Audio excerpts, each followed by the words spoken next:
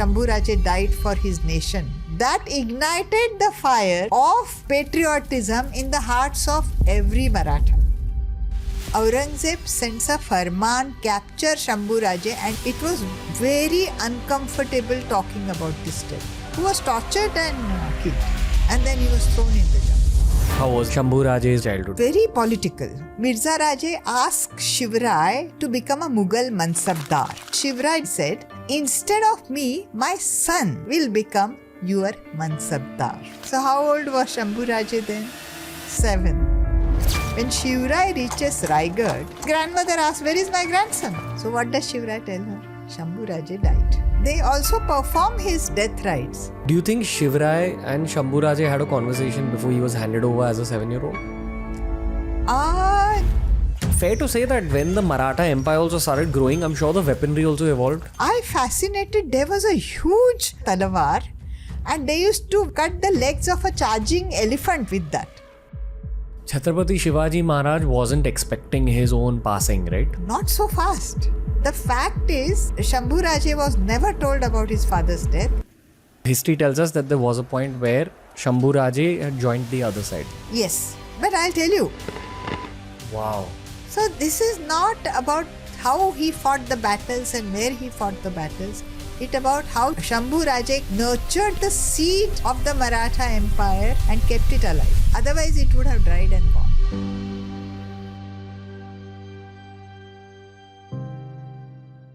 Medha Bhaskaran returns on the Ranveer Show with the 5th episode of our iconic series on the rise of the Maratha Empire. I promise you this is not the last episode from the series, but this is one of the most important episodes because it's about Chhatrapati Sambhaji Maharaj, an iconic figure from the world of Indian history who's not spoken about as much as he should be spoken about in our school textbooks when it comes to the national lens. So while many people in Maharashtra would be familiar with his stories, not many Indians all over the world are familiar with the legend of Chhatrapati Sambhaji Maharaj. I thought we'd do a bit of a geeky but inspirational deep dive into the world of Chhatrapati Sambhaji Maharaj with who else but Medha Bhaskaran ma'am, who makes another appearance on the Ranveer Show. Enjoy today's very special, very inspiring episode of TRS.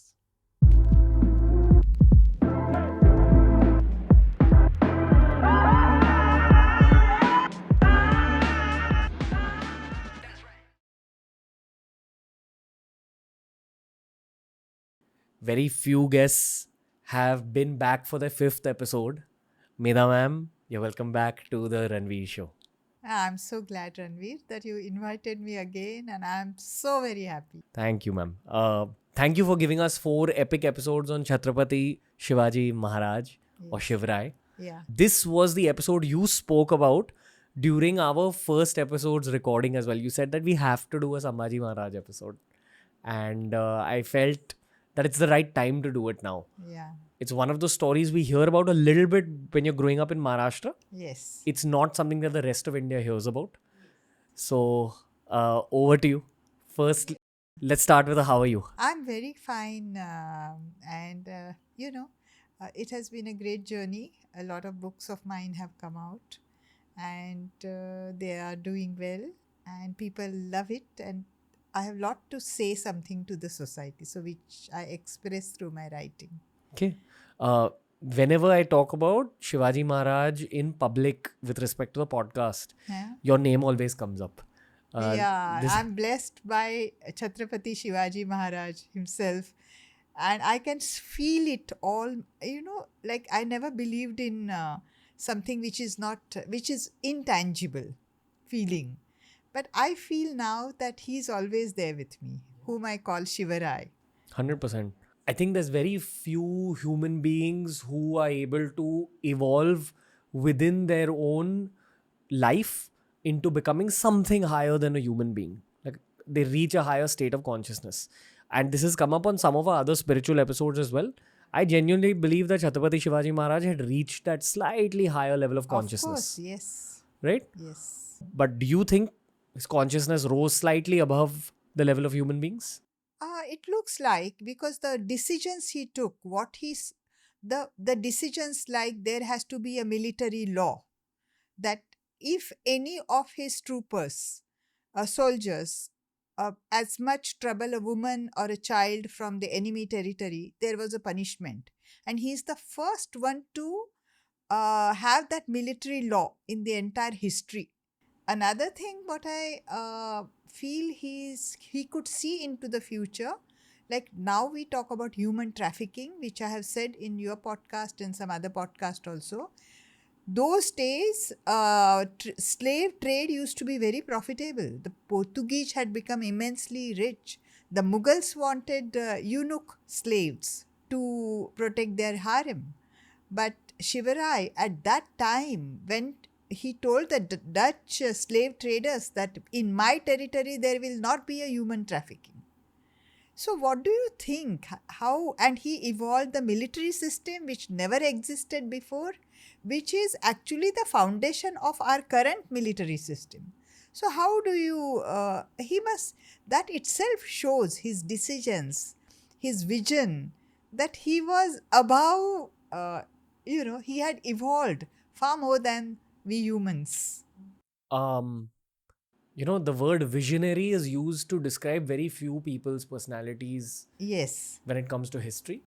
Uh, he's definitely one of those people. yes, That's what I've basically gained from those first 4 episodes as well. yes, yes. Visionary about the empire, visionary about India's future, visionary about even the short term. He knew how to get out of situations, how to grow situations. And the kingdom he created, the nation, it was not his kingdom like it was used to be, the king's kingdom, the emperor's kingdom. It was people's kingdom, you see. The people's kingdom, right? Yes, Technically, the beginning of the Maratha Empire.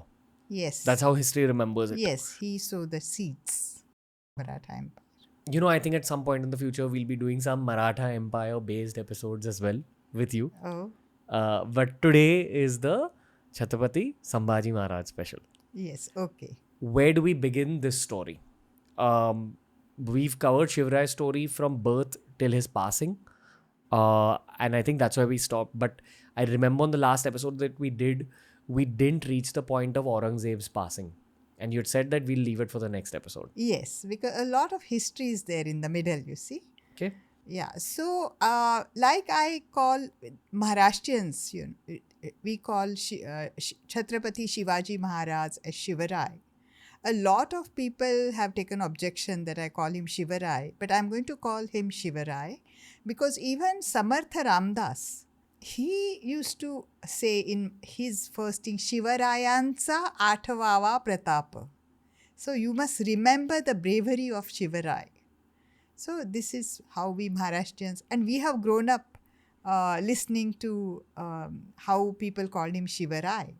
Similarly, for Chhatrapati Sambhaji Maharaj, I have grown up calling him Shambhu Raje. So I will be addressing him as Shambhu Raje. Yeah, I have written a book on him, Life and Death of Sambhaji. So I had done a lot of research on Shambhu Raje. Lovely. Should we begin at the point of his birth? Yeah, you can. What was Shivarai up to at the time of Shambhu Raje's birth? Yeah, so when Shambhu Raje was born, he was born on the hill fort of Purandar. Okay. At that time, the political situation was very volatile. Aurangzeb had he had already acquired parts of, he had already attacked Hyderabad, which is Qutub Shahi, the capital of Qutub Shahi, and he had also attacked another sultanate called Adil Shahi. At this point of time, there he gets the news that his father, Shah Jahan, is ill, and Dara Shikoh, his brother, who may take over the kingdom. So he has lost interest in the Deccan. You see, now his life and death is the situation for him for life and death. So he has left for Delhi or Agra, more so, with all his military. Roughly which year? It was about 16 57. Gotcha. Yeah, Okay. he's in that process now. Then here,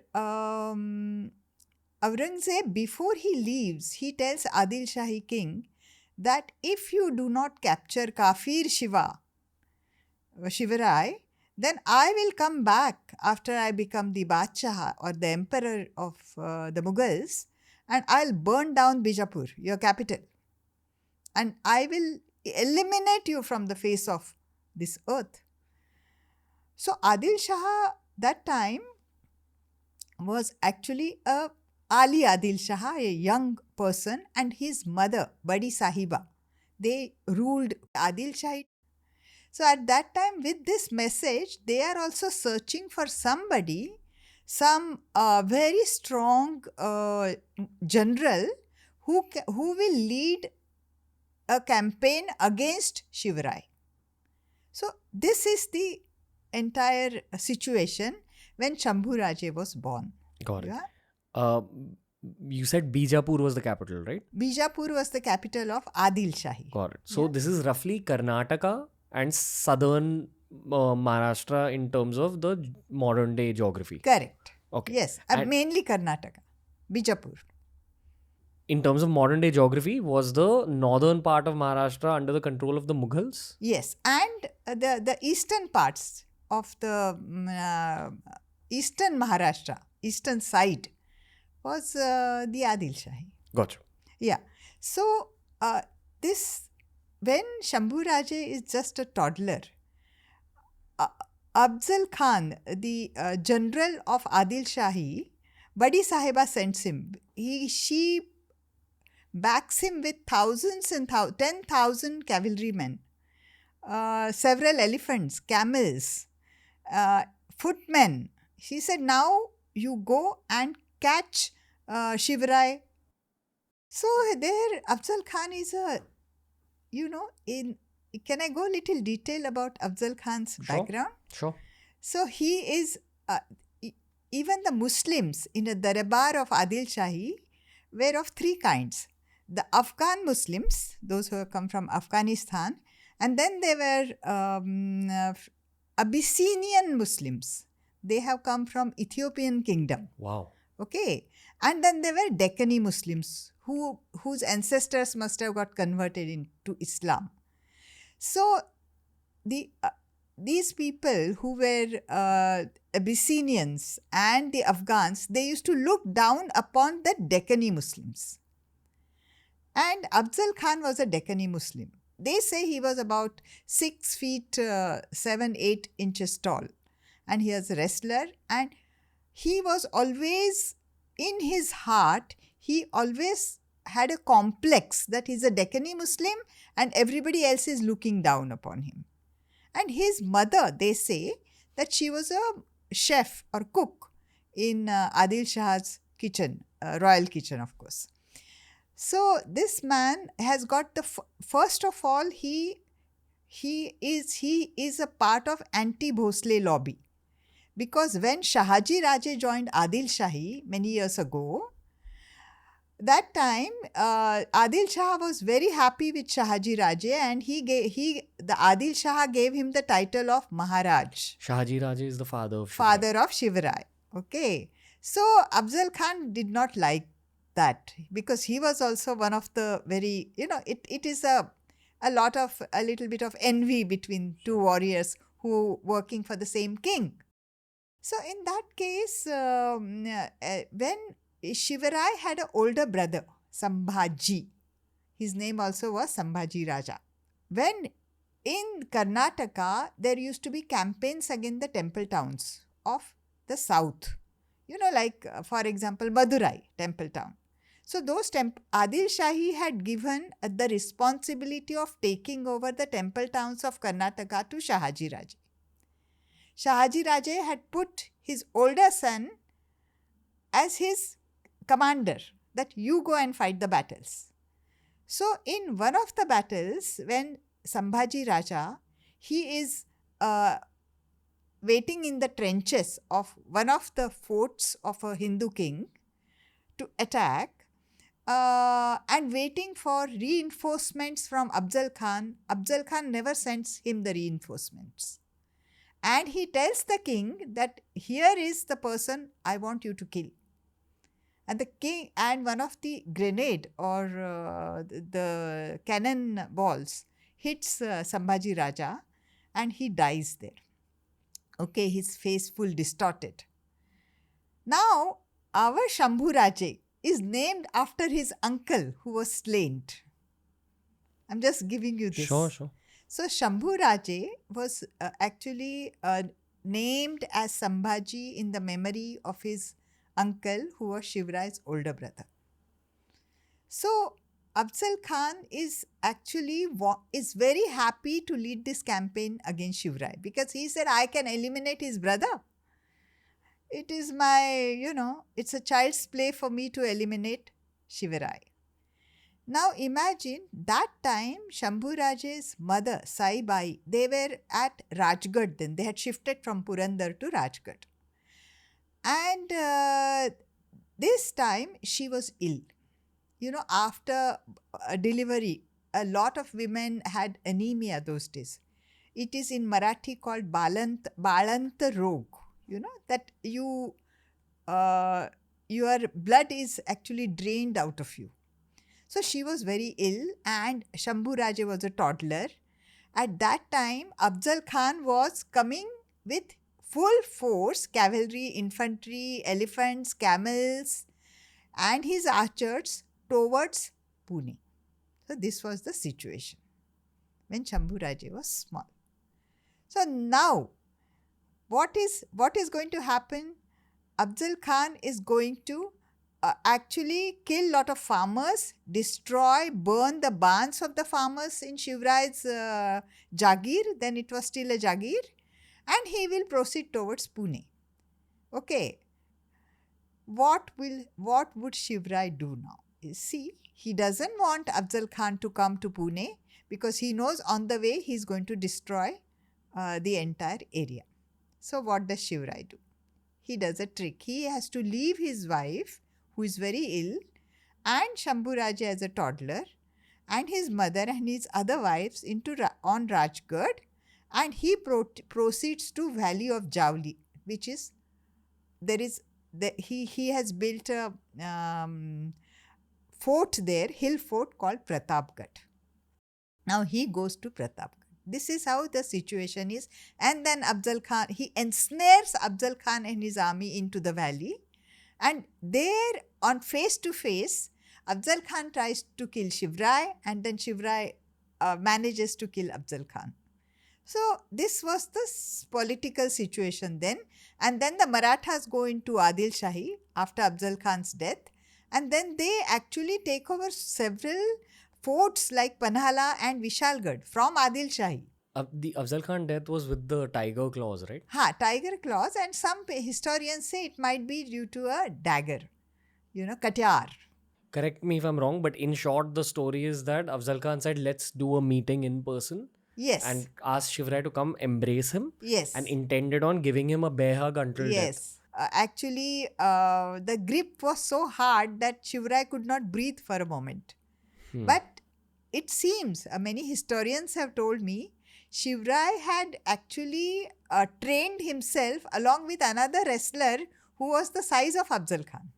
For exactly this situation. So exactly how it's going to be, how his right hand or left hand, how it is going to be in the grip of Afzal Khan and how he is going to set free one hand to push the dagger or tiger's claws or katyar into the stomach of Afzal Khan. And it was shocking. Afzal Khan was so snug that he was not wearing an armor. He said, "Kya ho raha hai?" He's a small person. Shivrai was not very tall. So he must be 5'6" or 5'7". So almost a foot shorter than Afzal Khan. God.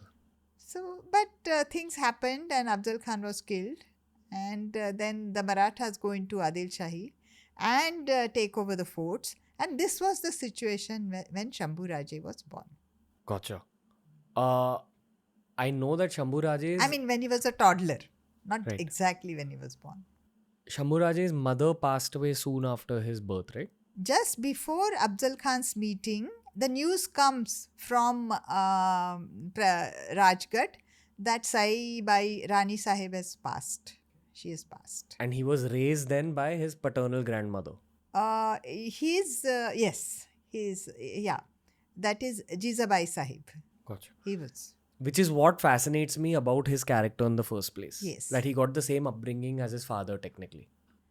You see, a mother is different to a child than a grandmother. You see, there's a big difference. It's an entirely different feeling, you know.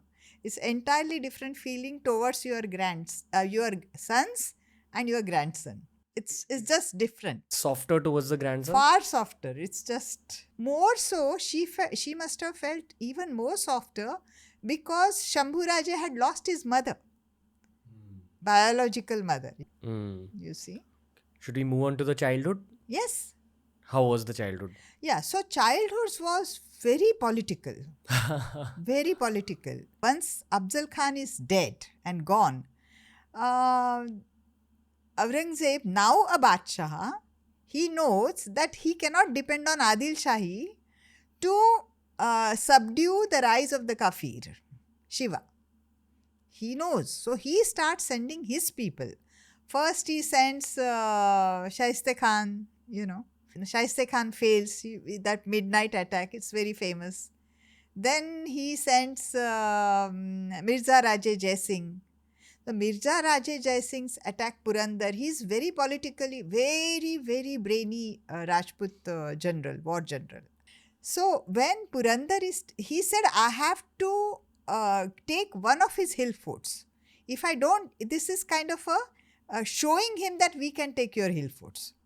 So he takes Purandar. It's a big story. There's a Vajragad and Purandar. First they take Vajragad, then they take Purandar.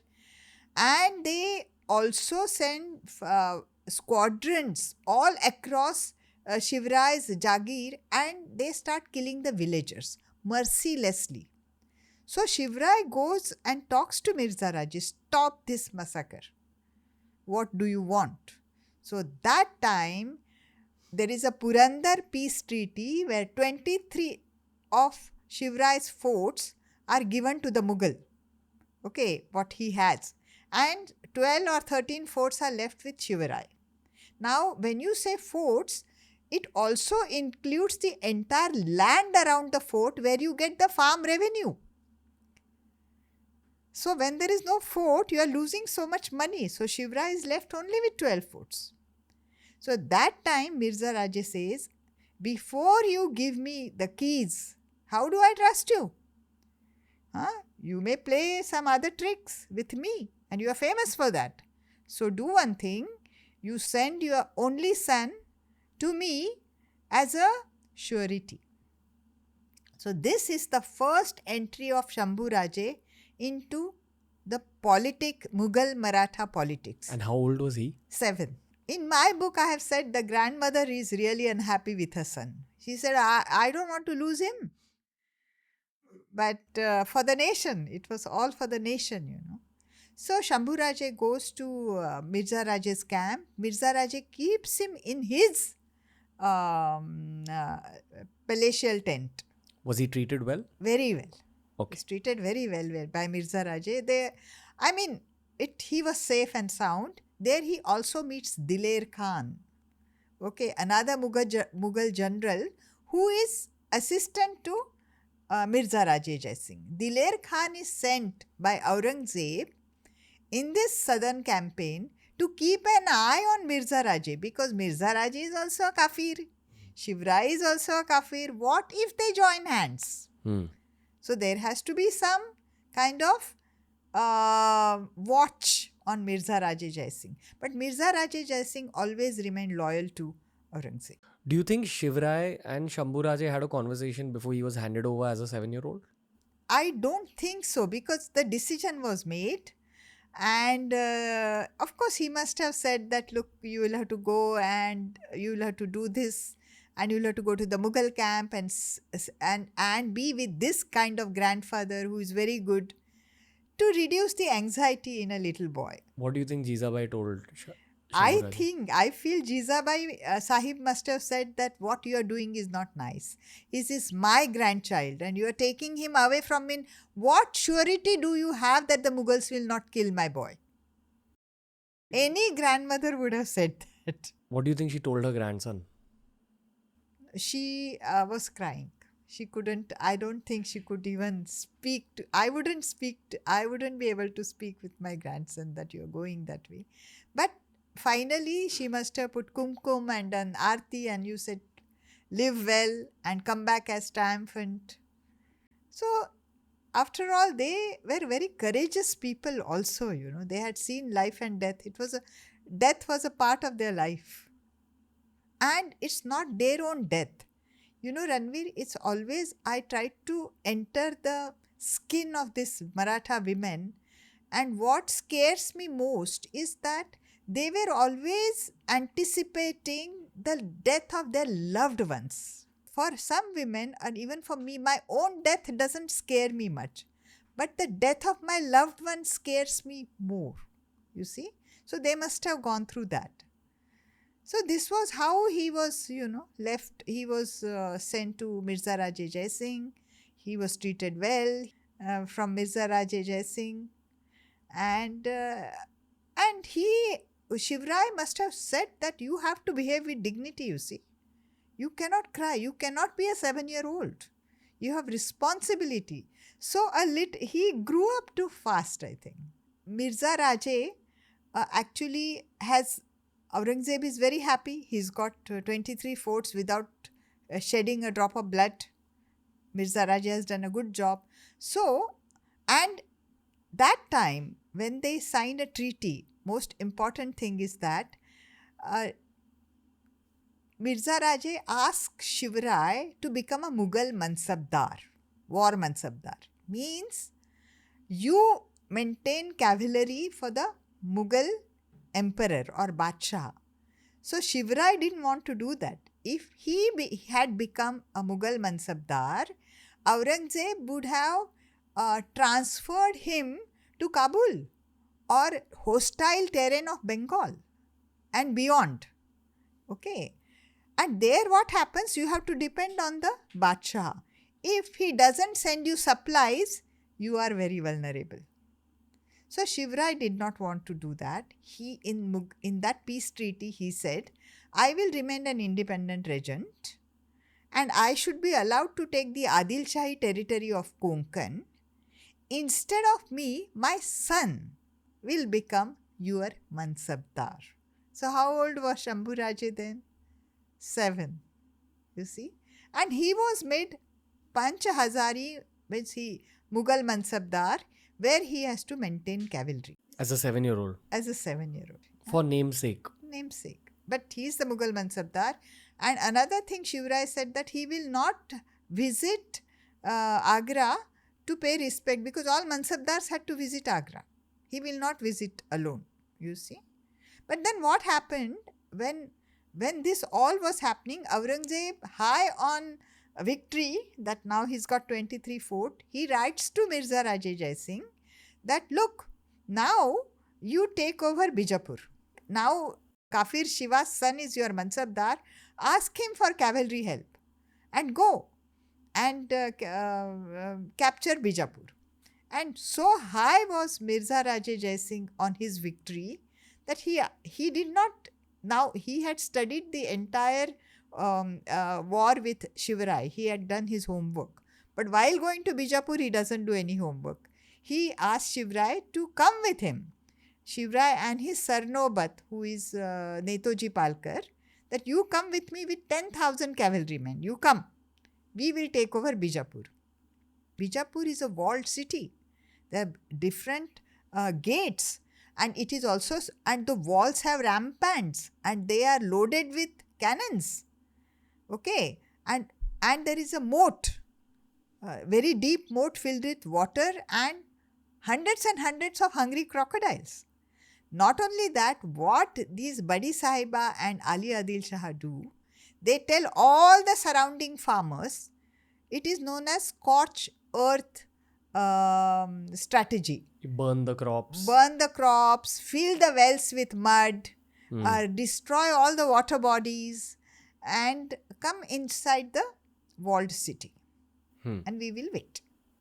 So they do that, and when this entire cavalcade, Mirza Raje Jai Singh's cavalcade, along with Shivarai and Sarnobat and Diler Khan this side, they all come, and they you cannot siege that city. It was too huge, miles and miles of wall.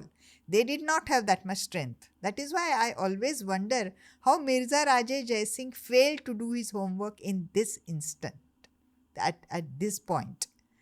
So then there is no food, there is no water.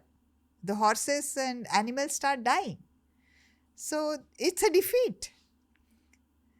Then they decide to go back. Then Diler Khan starts putting poison into Mirza Raje's ears, that perhaps the Adi Adil Shah and Shivrai have joined hands. So you have to be careful. Sometimes they will eliminate you. It was not true, but it's just that politics. That time, Mirza Raje Jai Singh does not want Shivrai around. But how to remove him? How to remove? He doesn't. Mirza Raje Jai Singh has developed a kind of affection for Shivrai. He doesn't want to even kill him. But he doesn't want him there. So what? What to do with Shivrai? That time, Aurangzeb's letter comes that it is his 50th birthday. That time, 50th birthday, his moon calendar, according to their calendar.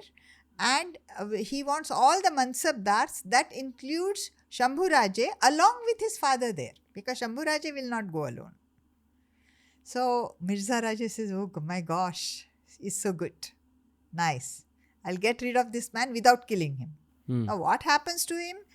In Agra, it's not my moral responsibility, even though Mirza Raje gives a promise to Shivrai that he will be safe, because Mirza Raje's son, Ram Singh, Kuwar Ram Singh, who is looking after the Agra fort, will take care of Shivrai. Anyway, so they travel to Agra, and they take about 300-400 people with them, and they go to Agra. So now what? Now Shambhu Raje is about 8, and he's again used in politics. He's in full Mughal-Maratha. He has to go and pay and attend Badshah's big ceremony. Okay, so he is along with his father in that hot sun. He's traveling, a little boy. So it's not a normal childhood, what I'm trying to say. It's not a normal childhood. He goes.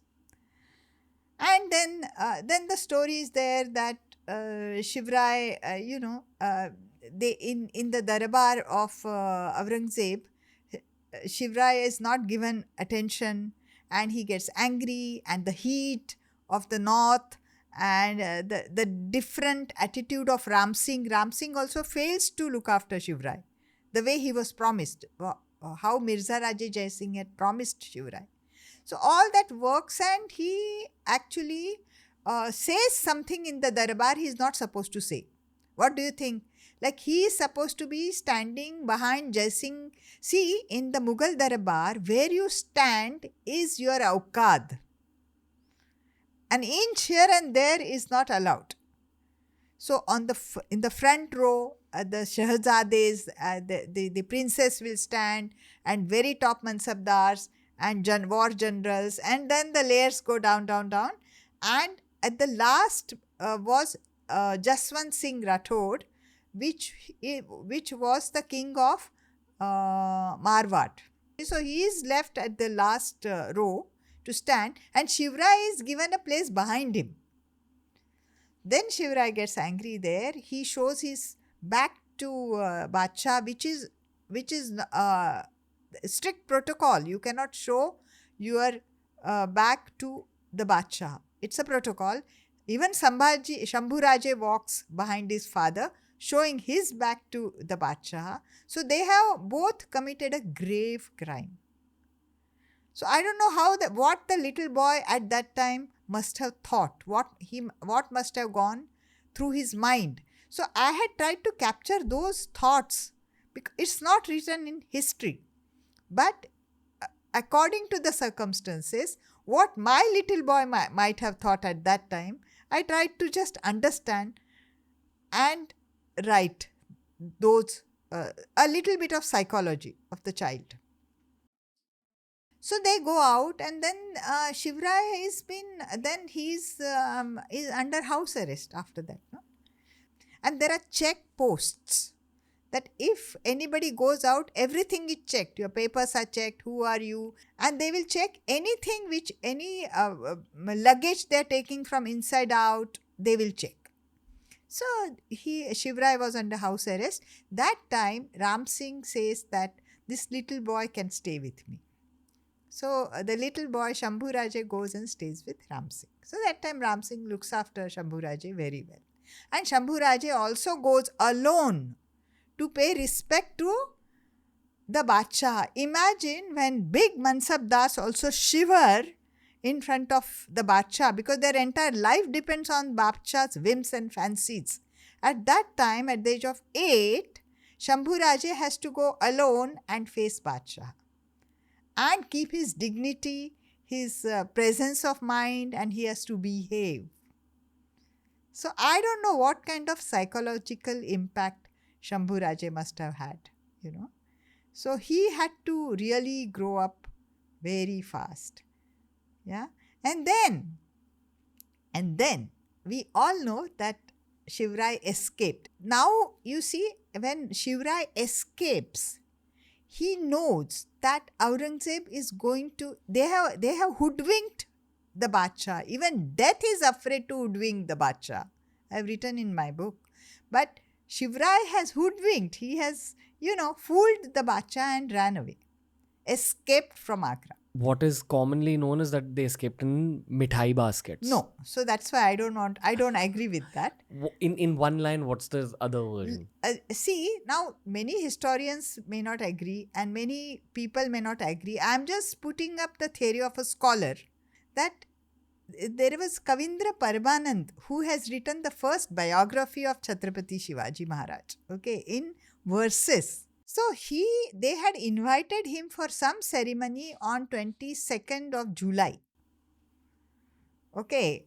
And with so many other Brahmins.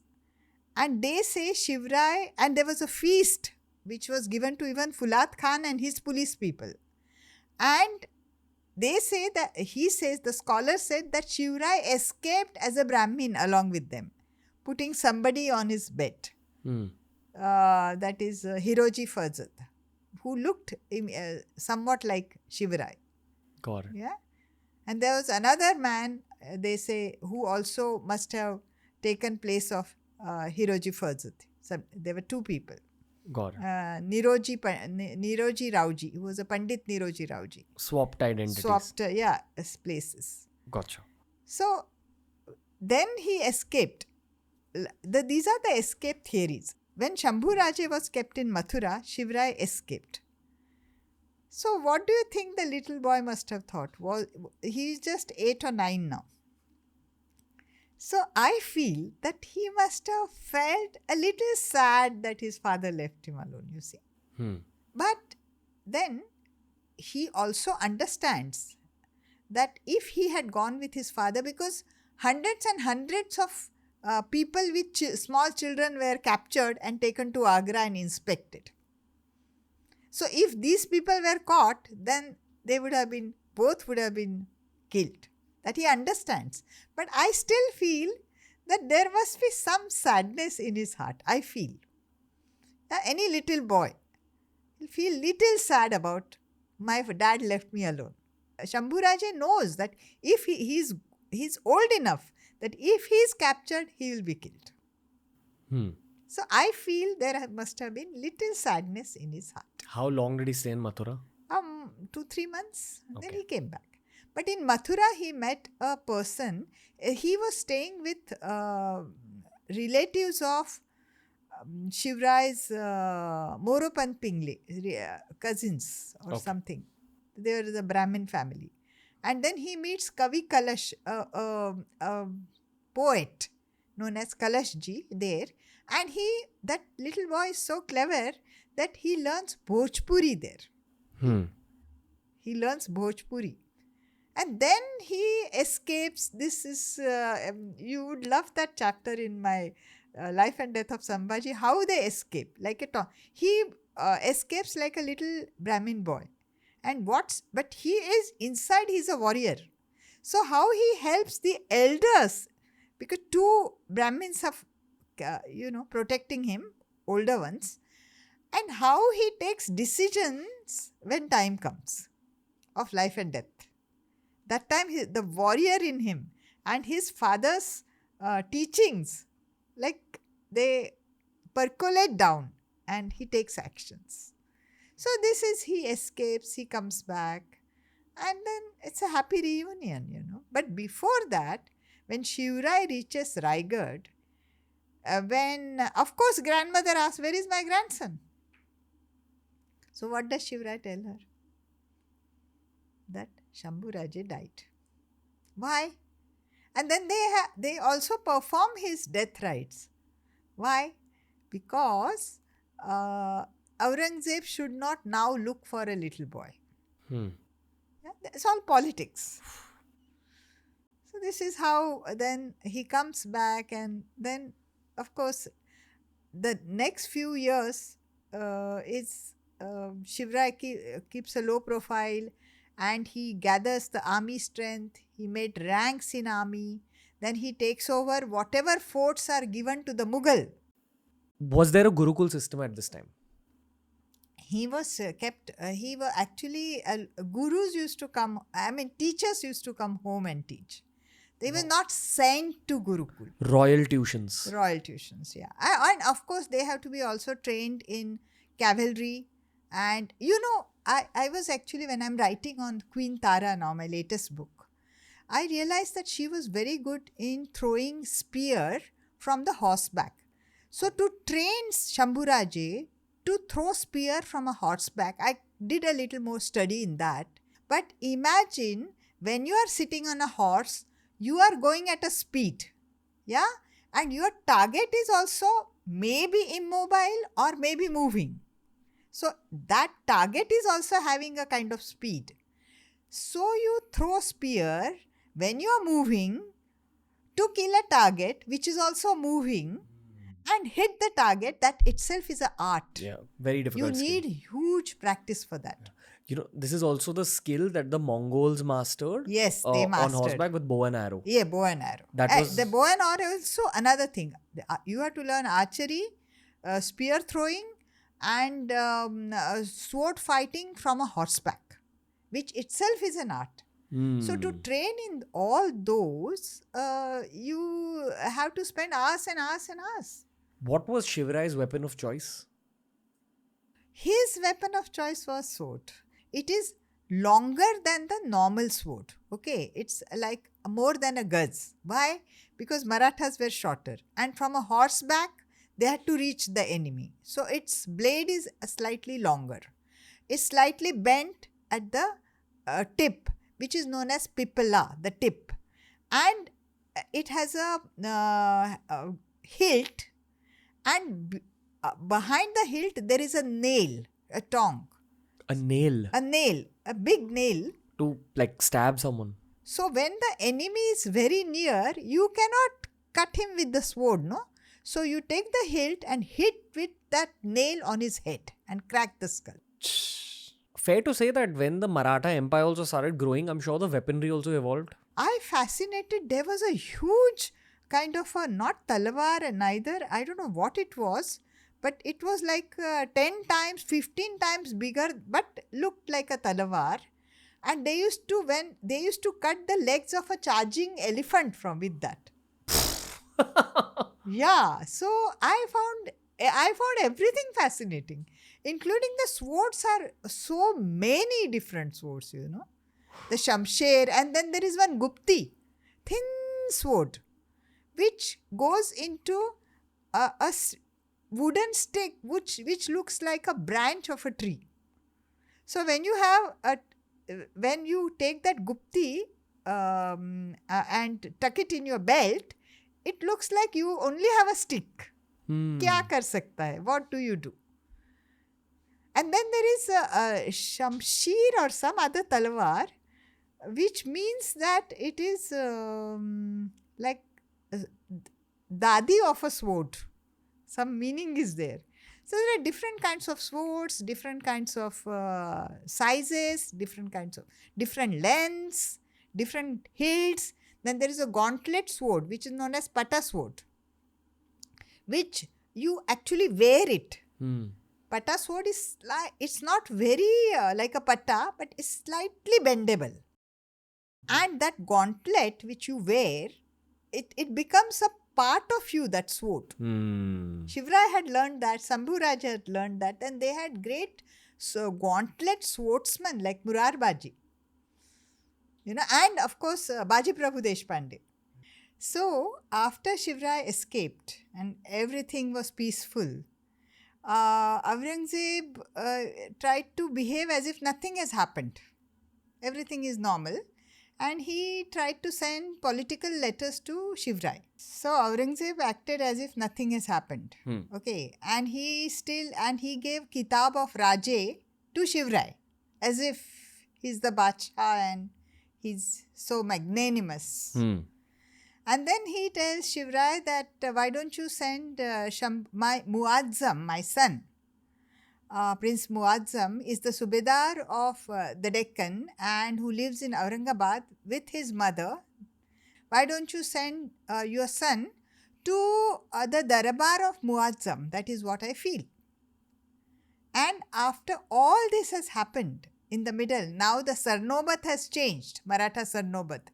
The previous Maratha Sarnobat, Netoji Palkar, has joined first Adil Shahi and then the Mughals, and he's converted to Islam. Okay, this is the situation. And the current Sarnobat, the military chief of the Marathas, is Pratap Rao Gujar. Pratap Rao is his title. His name is something else.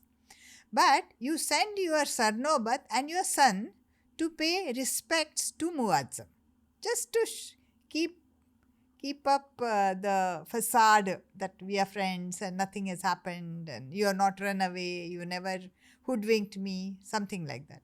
But Shivaji has no other option to again send Shambhu Raje into the Mughal terrain.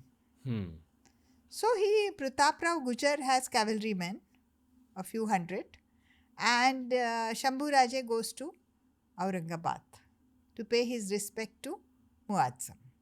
Now Muazzam is actually, there's a big story of Muazzam. His mother is a Hindu convert to Islam. His brother is in jail, Gwalior jail, because he had joined Shah Shuja in the War of Succession. So many things are happening. Muazzam is also having great parties.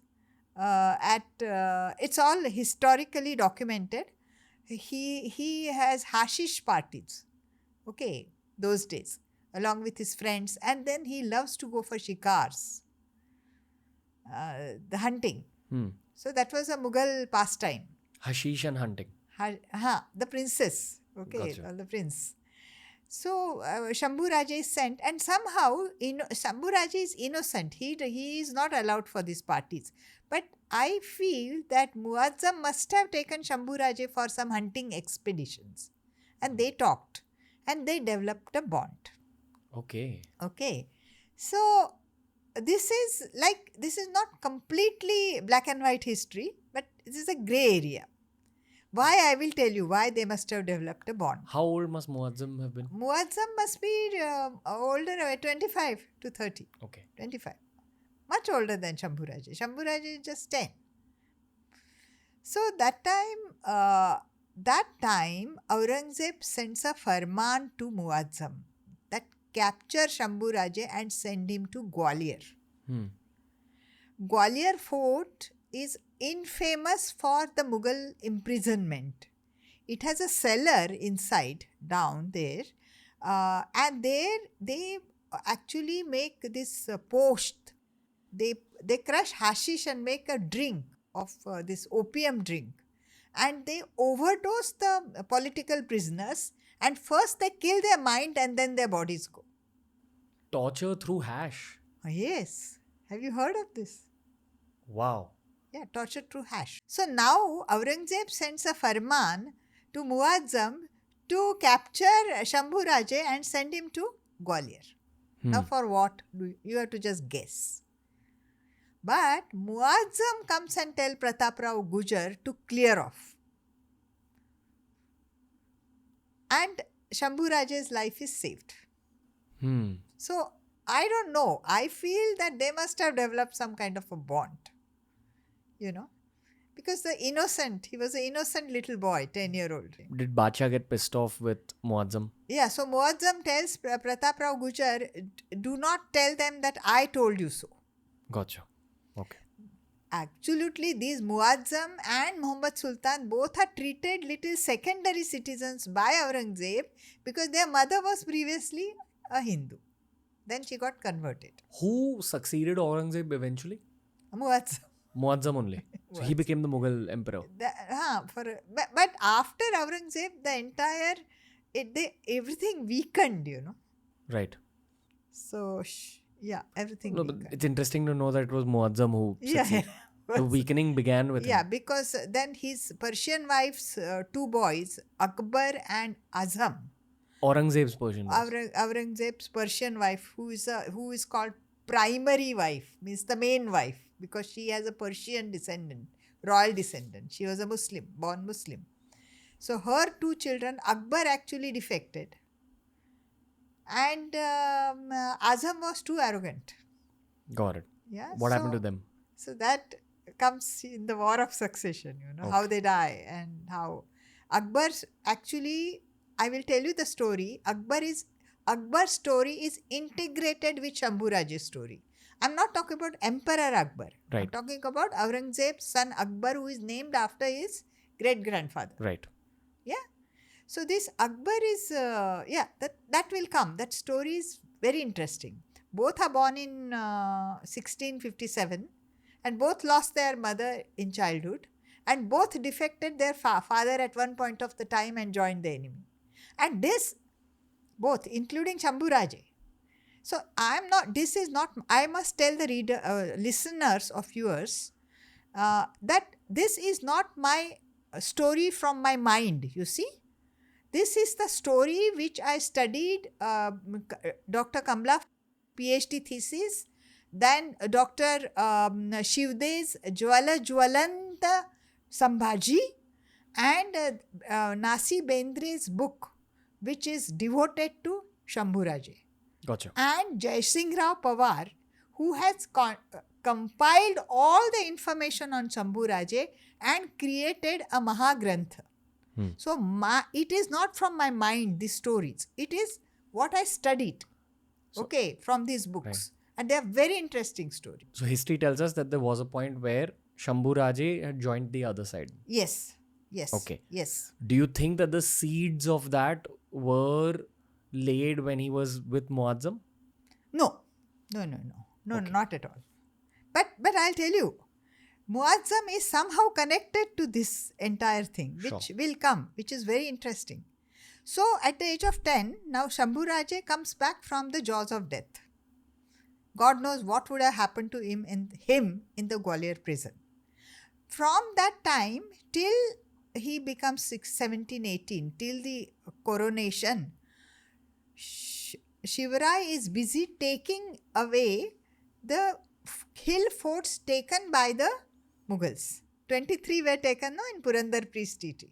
So he is busy. And he, like for example, Tanaji's story happens that time.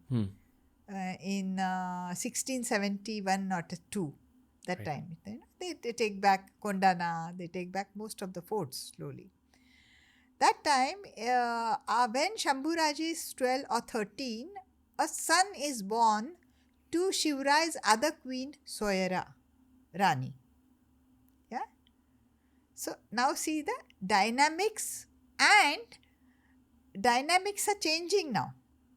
Another son has come into the picture. Okay. And then these years go by, a lot of northern portion of the Mughals, like that Baglan district near Nasik, a lot of Mughal forts are also taken away by Shivaji. And those forts fall on the route of a Mughal trade which comes from Gujarat to Maharashtra, Aurangabad. The very important forts, they are also taken away by Shivaji. Okay, this is a sacrilege. Nobody has yet now dared to enter the Mughal terrain. It's a holy, according to this thing, there is a holy Pradesh, the holy terrain. And Shivaji has entered and captured those, and this is a sacrilege, according to Badshah. Yeah? Badshah can go and enter and take away everybody's land, but nobody can enter his land and take it away. Now, at this scenario, when the coronation comes, when coronation happens, Shambhu Raje is 17 or 18. So, Shivaji is declared as the Chhatrapati. Shambhu Raje as the crown prince and Soira Ma as a queen consort. See the family dynamics? Soira Ma is not blood related to Shambhu Raje. She has her own son. And she has aspirations for her son. This is in all the history books. Now what happens? A family dynamic changes and she slightly resents that her son is not the crown prince. His name is Ram Raja. Now I want to clear off, like for example, Shambhu Raje was brutally assassinated by Aurangzeb, right? And many times, many historians and many papers later assassinated him. But I studied him and I know what he did and why he did so. There was a reason for everything. So that is that's most important. Sure. Which I want to talk. So at that point, Shambhu Raje is already married to Yesubai Sahib. Yesubai. And she is a very intelligent woman and she is very much in love with her husband and she is very young and she is dedicated to the cause of her father-in-law. So this is the equation and she knows that her husband has a slight temper, like a teenager. And if you say, like, the words are like arrows, but they are invisible arrows. When you shoot it from the mouth, they hurt the other person, but there is no bleeding there. And what the other people see, that the person is very angry. But who has thrown the invisible arrow remains in the shadows. So what is projected as Shambhu Raje is an angry young man. But he was being instigated by the words of others. Others. Who you can guess? The queen consort. Queen consort. And the ministers who are so devoted to Shivaji. Now you just see, there is a person called Annadatto. He is a most intelligent person. Why? I'll tell you. He has devised a program to see, now Watandars are gone. Shivaji has got a military system lined up, hierarchy, and he has Watandars, like the Deshmukhs, like us, they had become very powerful. They used to collect lot of revenue and build their own fortresses. So Shivaji has subdued their power. He couldn't eliminate them completely, but he has subdued their power and he has his own tax collectors who report to Annadatto. You understand? Right. Now, Annadatto has to pay the salaries by the time the coronation happens. Shivaji has 30,000 well-mounted agile cavalrymen, 40,000 infantrymen. Then he almost has 300 forts, the garrisons of those forts, and the civil servants who collect the taxes from the farmers. All these people need to be paid on full moon day. from the treasury. Imagine, so it comes to 1.5 lakh people, 150,000 people have to be paid salary. It's not an easy thing. So you have to collect the Shetsara, the agriculture tax, calculate it and correctly pay the taxes. Okay. So what Shivrai, I think he tells Shambhu Raje to get trained under Annaji Dattu. Now imagine Annaji Dattu, the brilliant accountant, brilliant tax collector, he has increased agriculture produce in Shivrai's territory. It's not easy, as it sounds. So, and he has also been successful in paying salaries of all these people on time. Then here comes Shambhu Raje, very handsome, looks like Shivrai, even better, taller, with young blood. Now, suppose I am coming to meet Anna Dattu and Shivrai's son is sitting there. Whom will I pay more attention to? So, Anna Dattu's, the minister's egos get little hurt, because more attention is paid to yesterday's boy. So, I feel that there was some resentment. In court. In court, yeah. Got it. And then there is a queen who is so much in love with her son. Now this is the situation. Then I do not know why. This history doesn't tell me.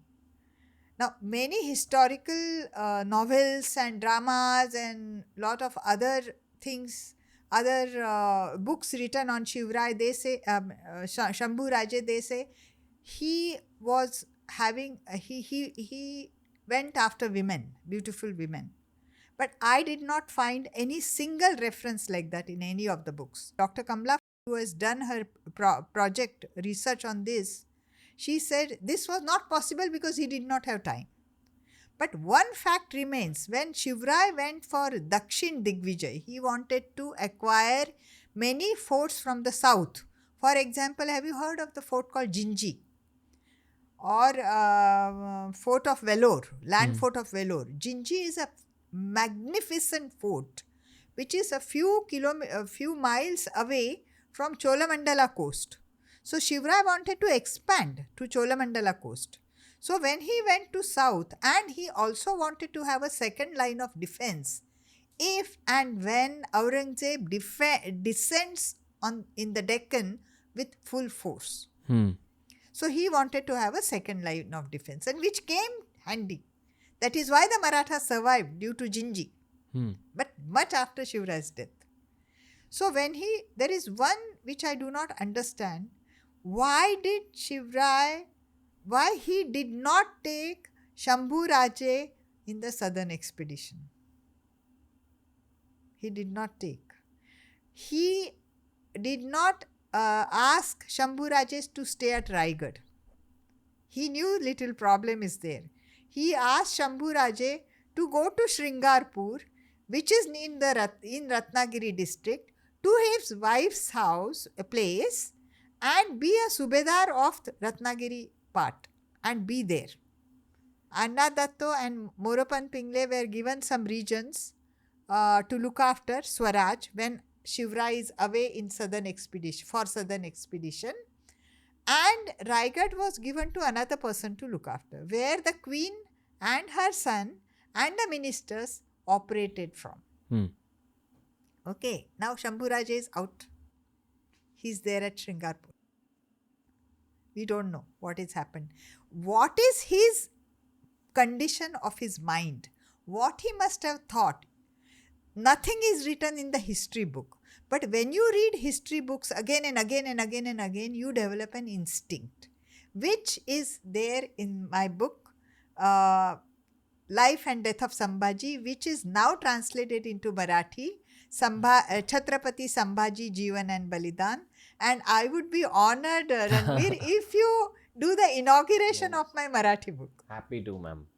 You can look straight into that central camera. Thank you so much, Awesome. Ranveer. I am very, very happy that you have done the inauguration of this book. Very grateful to Thank you. be a part of your journey as an author. Thank you. So, uh, this is the situation now. And southern expedition, he's not been taken. Can I ask you one question before we move Yeah, forward? yeah. Are you happy with Vicky Kaushal's casting?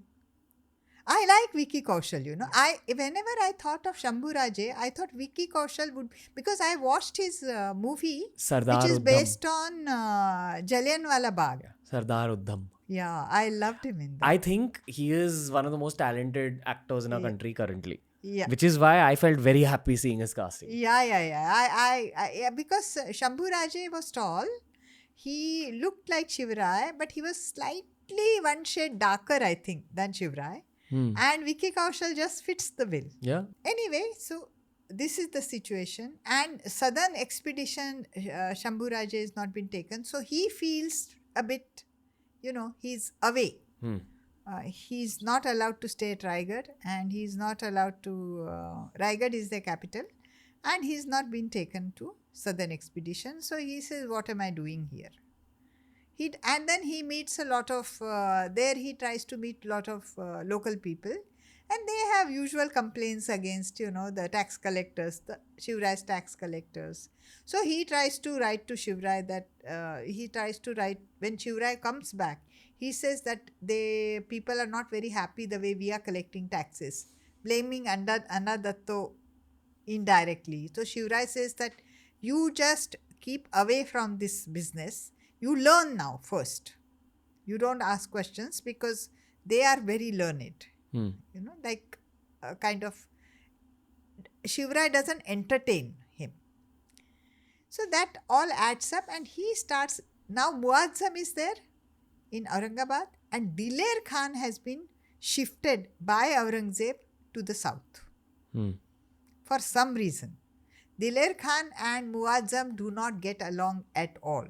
They don't see eye to eye. Diler Khan has to do something drastic to put himself in a higher position in the eyes of his Badshah. So now he realizes that Shambhu Raje has not gone to the south. His father has not taken him. And there is some trouble at home with the ministers and the queen. So this is the right... and he's young blood, and he's angry.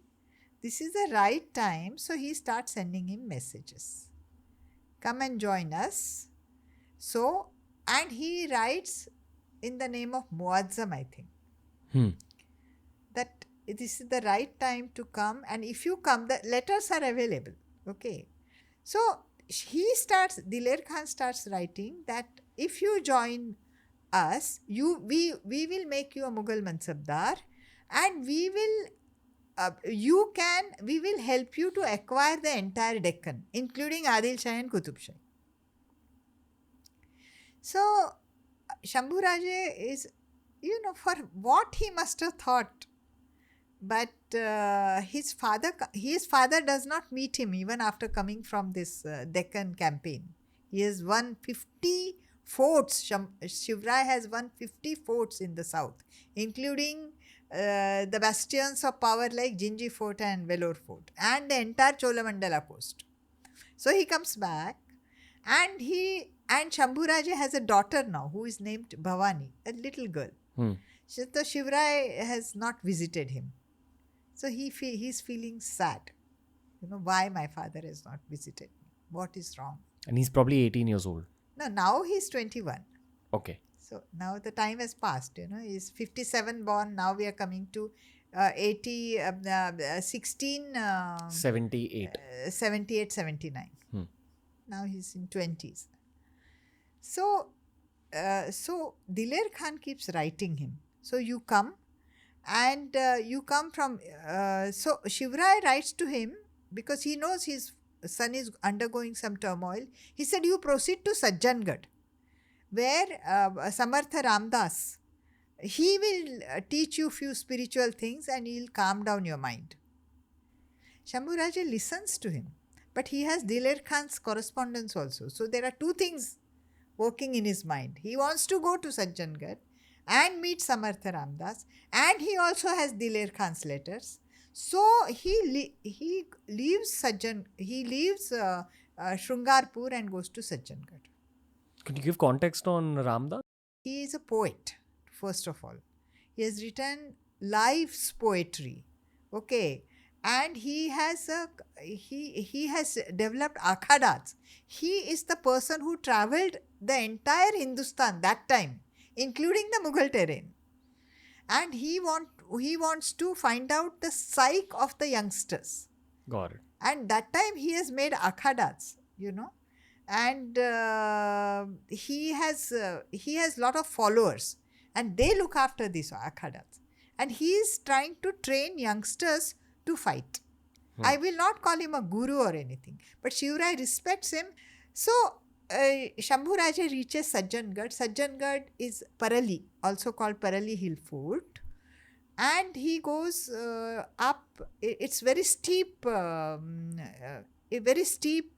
stairs, built of stone, when you climb this Parali Hill Fort. It is at the foothills, a river flows called Urmadi River.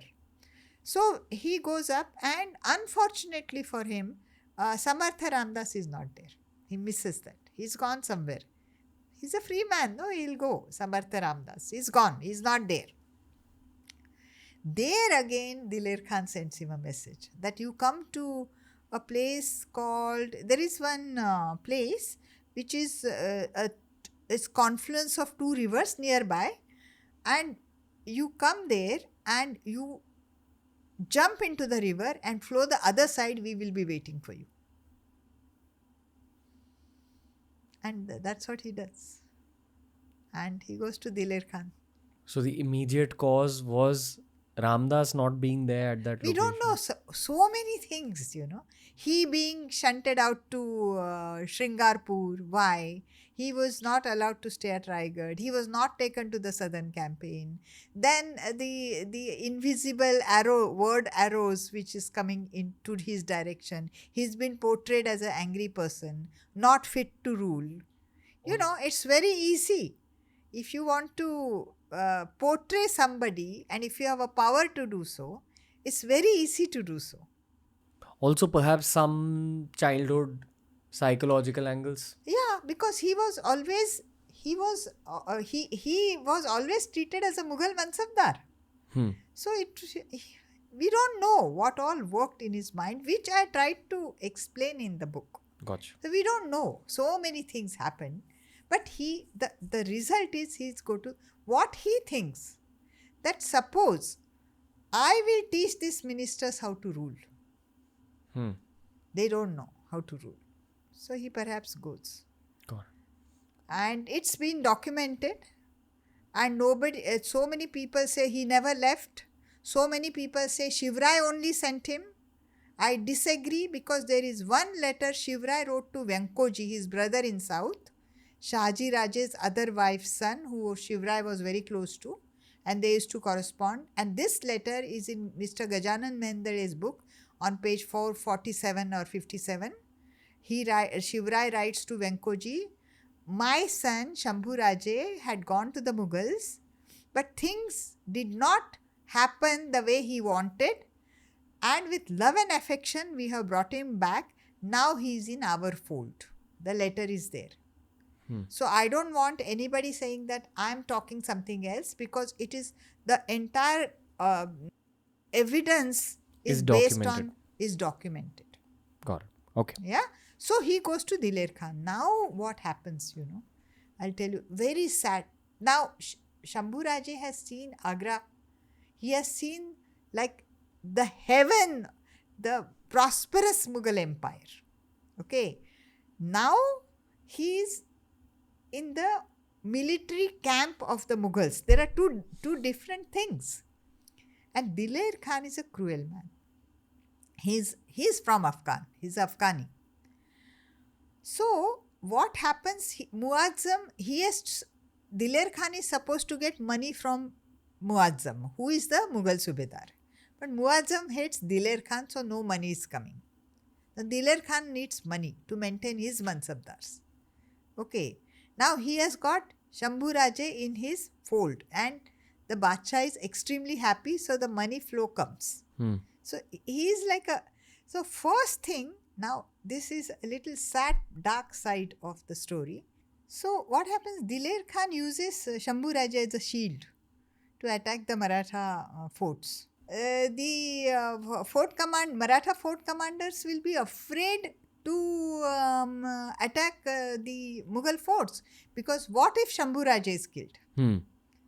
So that way, there is one person called Firangoji Narsala, a kiledar of a fort, and tragedy happens. Diler Khan attacks the fort, and because Firangoji Narsala sees Shambhu Raje there in the midst of Mughals, he doesn't attack them. And the Mughals capture the fort, capture 700 garrison of the fort. Garrison also keeps the weapons down, seeing their Yuvaraj there. And Diler Khan captures 700 Marathas and cuts their hands, one right hand. 700 people are without limbs, without hands. No? So that when Shambhu Raje sees that, he gets a shock.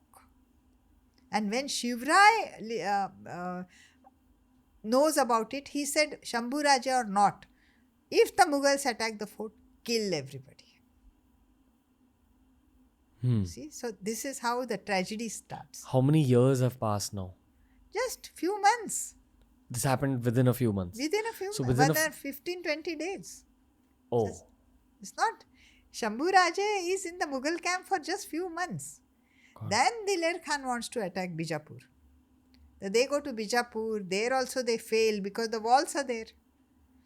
And then there is no money again with Diler Khan. So what he does, from Bijapur to Panhala, there is a area, Adil Shah's area, towns like Tikota and all. They are not walled. So Diler Khan and his people attack those towns. Hindu or Muslim, they don't see whoever it is. They take away all the women, molest them, kill them, and all the wells in that area from Bijapur to Panhala are filled with human corpses. So much atyachar, atrocities are. That Shambhu Raje just cannot take it. He tries to fight with Diler Khan. Diler Khan says, this is how we do it. Now you are with us, go by our rules.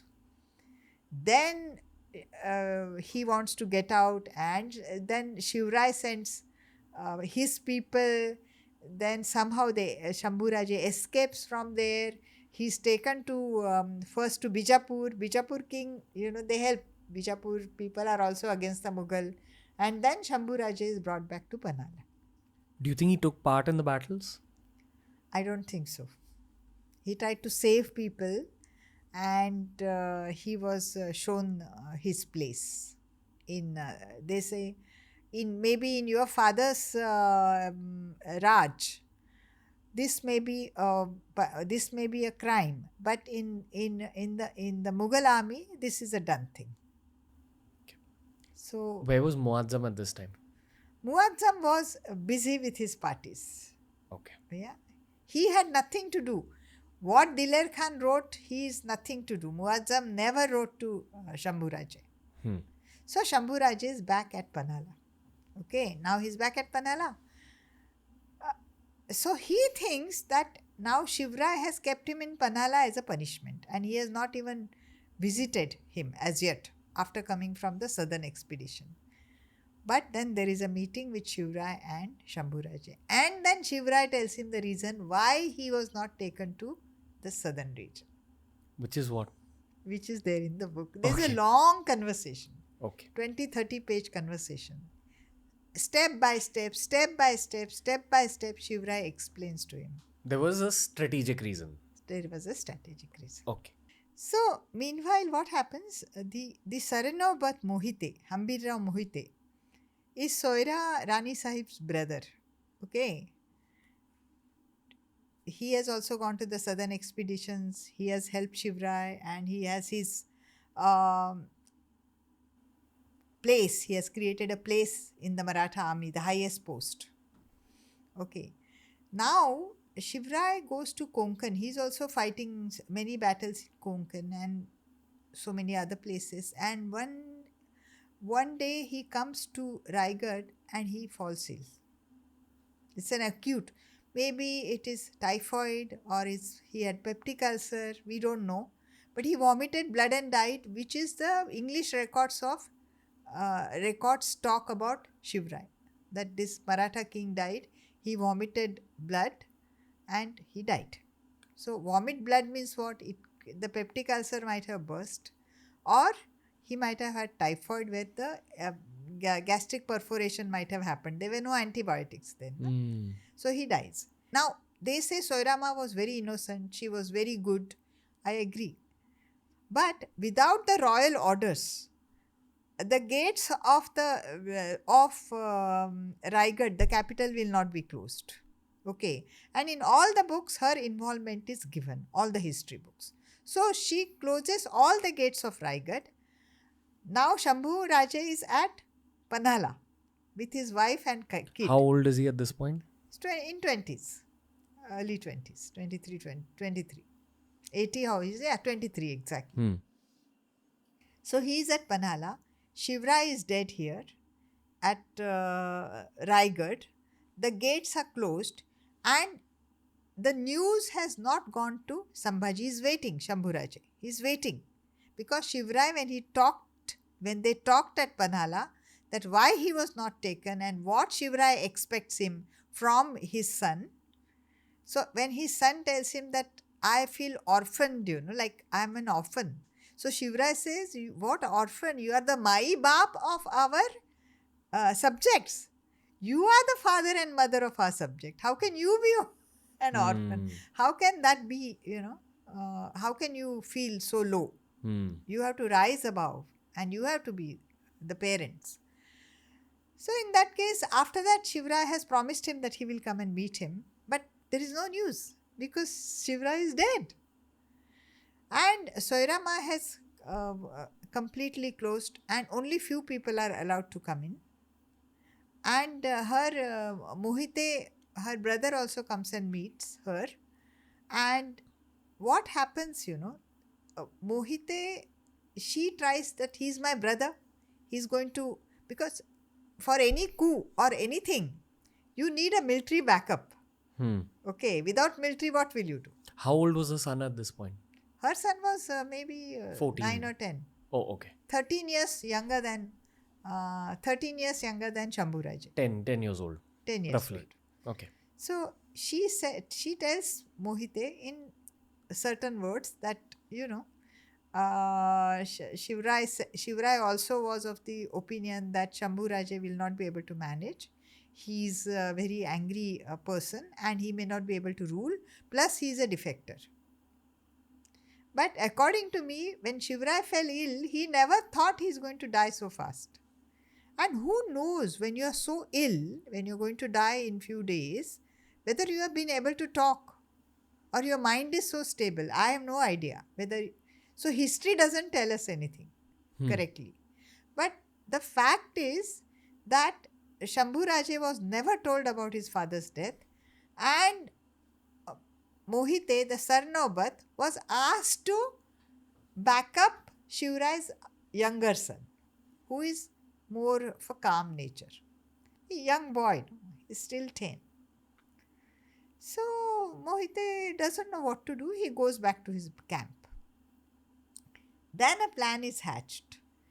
Like either you have to see if Shambhu Raje is kept alive, he will attack them. No, he also, it's not. Why was he not told about, why was he not informed about his father's death? And if he's alive, people would want him to be the Chhatrapati, next Chhatrapati, because he's young and he's looks like Shivaji. So this is a very terrible situation now. But the thing what happens is, when the ministers go to Mohite and ask them to back up the younger son of Shivaji, then Mohite thinks that what did Shivaji say? That loyalty is not the end, patriotism. And if I am a patriotic person, both are Shivaji's blood, flesh and blood, for whom shall I fight? So, how he answers his own questions must be the integral part of any book, any narrative, or any movie. Hmm. And why he decides to back Shambhu Raje. That decision, why he takes that decision, is most important part of the narrative. Has changed history, you see.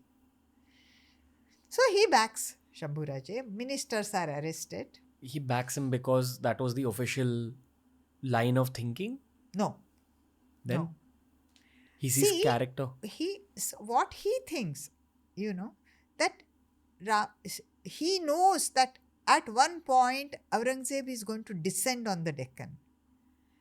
Can a 10-year-old boy have that maturity? Because in between, he has taken Shambhu Raje to attack Burhanpur, the Mughal capital of Madhya Pradesh. Malwa, they call it that time. Malwa, not Mawal, Malwa. And he has seen the skills of Shambhu Raje, how he organizes the battle. This is after he comes back from the Mughal. He has seen the skills, the warrior skills in Shambhu Raje and his decision making. He doesn't want a 10-year-old boy to be the Chhatrapati when Aurangzeb descends as a General Aurangzeb to war against the Deccan. So he backs the more mature person. And if the 10-year-old boy becomes the Chhatrapati, the de facto ruler becomes somebody else. He doesn't want that. Who would it have been? The ministers. All the ministers together. Or one minister or two ministers. Okay. He doesn't want that. The de facto rulers. It doesn't work that way. It never worked in history. Chhatrapati Shivaji Maharaj wasn't expecting his own passing, right? Not so fast. Was his health deteriorating at all? No, he was campaigning. Only last 5 to 10 days he was ill. So randomly one day he became ill and then 5 to 10 days it hastened up. Yes. Okay. Yes. If you see in typhoid also, Navajwar they call it. 9 days you get fever. And if the bacteria is very strong, you get perforation of the intestines. And before antibiotic era, typhoid was a deadly disease. It's waterborne, right? Waterborne. So then when Mohite, the Sarnobat backs Shambhu Raje becomes the next Chhatrapati. He still gives, now the history is very interesting. At that point of when all this is happening here, Aurangzeb has done something terrible in Delhi. What he has done, he has introduced jizya tax. You have to go walking down to pay your tax, jizya tax, and the one who collects jizya tax can even slap you, or it will kind of spit on your face, but you cannot say anything. It's a tax. People are taxed, those who are non-Muslims are taxed with jizya, and they are humiliated. You cannot send anybody from your workers or anybody from your household. You have to go and pay that tax. And you have to stand in a queue and bear all the humiliation with humility. So many Hindus revolted. That time, Aurangzeb was busy attacking Rajasthan. I'll tell you why. It's nothing to do with religion. Aurangzeb wanted to expand his military. So he has to have more mansabdars. But when you have more mansabdar, each mansabdar is to be given land. Where was the land? Land was all over in his. Everything was given to mansabdars. Only 20% was with the Badshah, his, that he couldn't give away. So he had to have more land. So he attacked Rajasthan. And then he attacked Mewar, the Ranas. They were very tough. Ranas never bowed down to. They never got conquered. No. Right? They never got conquered and they never joined Rana Pratap's Yeah. descendants. Which is modern day Udaipur. Yes, modern day Yeah. Udaipur. Laksharaj ji has been on the show, and he spoke about how they view history in their own family and in their own region. Yeah. They're very proud of the fact that they were the only Rajputs who didn't give in to anyone. No, they didn't give. Unconquered They fully. didn't give. So they disappeared in Aravali mountains when Aurangzeb and Akbar was the main man to fight. Now little bit I'll tell you Akbar's story, can I? Yeah, sure. So this Akbar, there was one Durgadas Rathod. He played a very important role, who was Jaswant Singh Rathod's very close assistant, you may call him, friend, warrior, whatever you call him, Durgadas Rathod. They sing his praises in Rajasthan even now. So what Durgadas Rathod met Akbar in Rajasthan and said that your father is very anti-Hindu and we are all Hindus and we have helped you. You're talking about Aurangzeb's son Akbar. Akbar, Aurangzeb's son Akbar. Yeah. So, and at that time when Durgadas is meeting Akbar, Aurangzeb has gone to Delhi and he wants to pray at Jama Masjid. So, if you see from his Delhi, his Red Fort to Jama Masjid, there is some distance. Okay. And thousands of Hindus had gathered to protest against his jizya tax at that time. It was 79, just before Shivrai passed before. I'm talking little before that. All this is when Shivrai is getting sick and dying. This is what is happening in the north. And there is a important reason why I am telling you this. So when Hindus have gathered to protest, and there are elephants, the elephant procession is going to Jama Masjid and Aurangzeb does not want to miss the prayer and the Hindus are protesting. So he tells his mahouts, crush them. And thousands of Hindus are crushed under marauding elephants. You know, those who are protesting against jizya. So this is an absolute massacre. So Durgadas Rathod tells Akbar that what your father is, and Akbar is little, he is not that fanatic, religious fanatic. So he said, if you want our support, the support of the Rathods, then you have to stop your father. Okay. So you join us, even the Ranas will join us, and you have a little of your own army, and we will all attack Aurangzeb when he comes to Rajasthan and we'll capture him. He tells Akbar this. And they have a big pact. So Akbar's own cavalrymen, Durgadas's Rathod's cavalrymen, and Rana join them. How many cavalrymen they have now? Akbar, who's supporting Akbar, is 70,000. He gathers against his own father. And that's probably a whole story arc. In terms of Akbar would have realized that my father's a little woo-woo. No, father is not woo-woo. What father does will shock you. Now, see, all his sons are somewhere fighting and Akbar is his main man who is fighting in Rajasthan to demolish Mewar, Ranas. But Akbar has joined along with the Rajputs and he has gathered so much force and they are going to attack Aurangzeb, who is in that time, I think, Udaipur or somewhere. But these are from Aravali mountains and they are going to come and Aurangzeb knows about it. He sends a letter to Akbar. What he sends the letter to Akbar?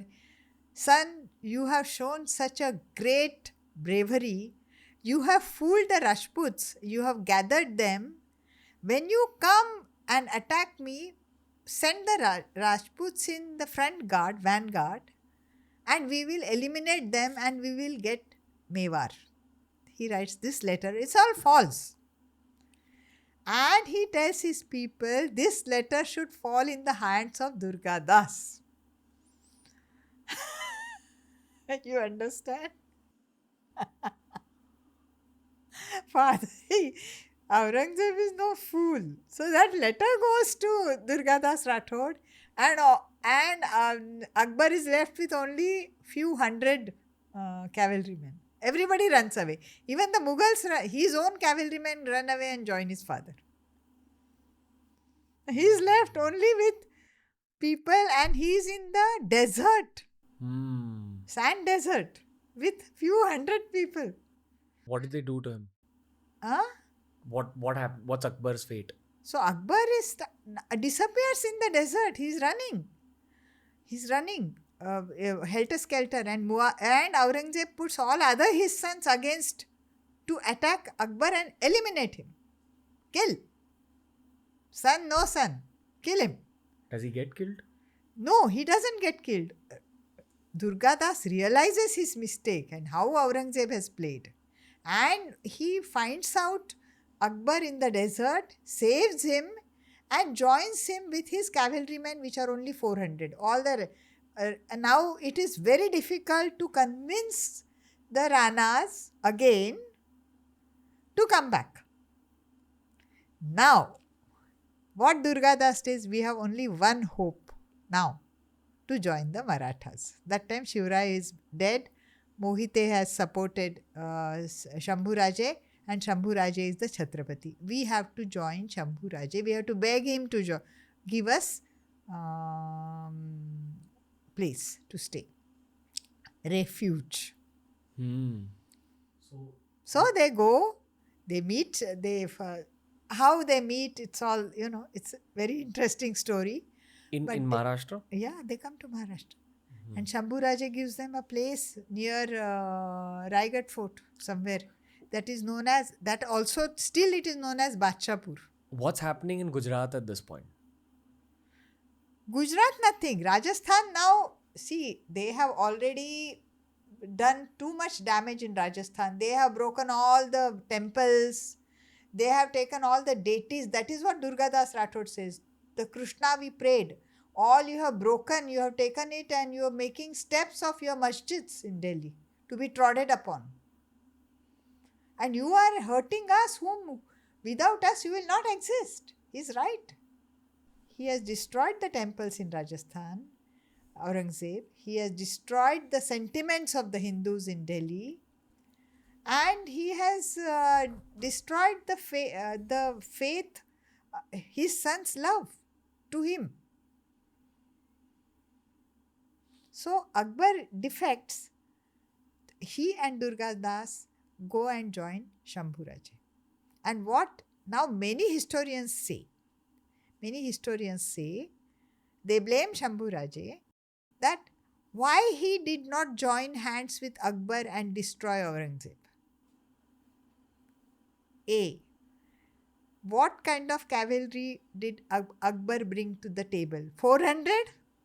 Is that enough to attack 500,000 strong force of Aurangzeb? No. And why would Shambhu Raje help Akbar to become the next emperor, taking all his military to Agra and fight a pitched battle against Mughals? Marathas are stronger in the mountainous region. His army would have been massacred if he would have taken that decision. So what Shambhu Raje's decision of not joining Akbar to fight against his father was the right one, which I am very clear about that. He took a correct decision. But he had reinstated all these ministers again to give them a second chance. It is so that they try to ask Akbar to help them to eliminate Shambhu Raje. That time then they are sent to their deaths. And I don't think he took any action against his mother, Soira Ma Sahib, but she died within a year of. She might have taken her own life. We don't know. What happened to her son? Now I want to tell you, if you are saying Shambhu Raje, they say he's bad and he's so and so, and he's not up to the mark. But if he was bad, he would have killed his brother, like all the Mughals did. All the Mughals killed their brothers. their half brothers, their step brothers, uncles, whoever was there to claim the throne. But Shambhu Raje looked after Ram Raje. He looked after him. He actually put him in training, and he asked Mohite's daughter Tara's hand for Ram Raje. Yes. Who was the crown prince? But Crown prince was Sambhaji was Chhatrapati. And Sambhaji had a son by then okay, called Shambhu. So, the Ram Raje was third in line to the throne. Shambhu Raje, his son Shambhu, he was Shivaji Shahu Raje, and then third in line to the throne was Ram Raje. gotcha. Okay. Yeah. What's happening now in Shambhu Raje's timeline? So, Shambhu Raje's timeline, see, he has to, now, then what happens? Aurangzeb, he gives refuge to Akbar. Akbar, there is a Badshahpur near Pali in Raigad district, I think. So there, he is given a modest house. Okay, but Shahzada is not used to modest house. He is not used to modest thalis from which you eat food. He is used to China porcelain. He is used to so many servants. But he declares himself as a Badshah and start taking darbars at Pali. So that entire place is now known as Badshahpur. Okay. But he cannot stay there. He doesn't like the weather. He doesn't like the atmosphere. He is used to luxuries. So he tries to flee to Persia, to Persian king. And then we don't know what happens to him. He sells some of the gold ornaments and he gets a ship from the Portuguese people to sail to Iran. Then we don't know what happens to him. Whether he's alive, dead, whether he reaches Persia, we do not know. Erased from history. Erased from history. There. Durgadas goes back. Very disheartened, Durgadas goes back to Rajasthan. Okay. There is another story after that. It's a beautiful history, which I don't want to, it's too long. We want to come back to Shambhu Raje. So, now Shambhu Raje has his own ministry. See, in entire life of Shivrai, he never had to face a full-fledged attack with Aurangzeb at helm of the campaign. Aurangzeb is a general of the campaign. Shambhu Raje had to face that. And how he faces it is his life story. 9 years of his Chhatrapatiship. How he does it. So he fights, his people fight at various levels. There is an onslaught from everywhere the people are attacking. The Mughals have come with 200,000 cavalrymen. You see, it's not easy. And they have the military camps. Aurangzeb has military camps. You cannot attack those. Then... Why not? They're too huge. They attack, but they can only attack a bit, loot, take out a bit and run away. It's like guerrilla warfare. They cannot fight pitched battle. The force is so much and so many frontiers Aurangzeb has created. His people are everywhere. In Konkan, near Raigad. They are near Pune. Everywhere they are there. So you cannot fight battles at all. He just used the power of numbers. Number powers. Okay. Yeah. And this was the 9-year history then. It's not 9 years. There is one interesting thing. Aurangzeb also... So now what he realizes, it is not easy to capture the Marathas. It's not easy because they run away into the mountains like Rajputs ran away in Aravalli mountains and again re-attacked. Sallied forth. Same way the Marathas are doing. So it is better that I take Adil Shahi and Qutub Shahi. Yeah. So he first attacks Adil Shahi. How he attacks? He sends Azam. Azam sits there for months and months and months, besiegement, and nothing happens. Then Aurangzeb himself goes. There's a moat there. Nobody can cross the moat because there are crocodiles. First Aurangzeb says, I'll give you a small amount of money if you put one mud pot into the into the moat, so we can create a path. But when they go near to put the mud, the archers kill them. And the dead bodies fall into the water. Then Aurangzeb gets an idea. This is documented in history. He gets an idea. He increases the money. But people don't want to die for that money. Then he said, I'll give you one gold muhur, which is the salary of the laborers for 1 year. For one dead body put in the moat. So many of the laborers kill their families and put in the moat. This is documented. This is not my story. My brain will stop to imagine such stories, you see. And by, the whole moat is filled with bodies of people killed for a muhur. And the whole place stinks. You can believe one dead body, how much it stinks.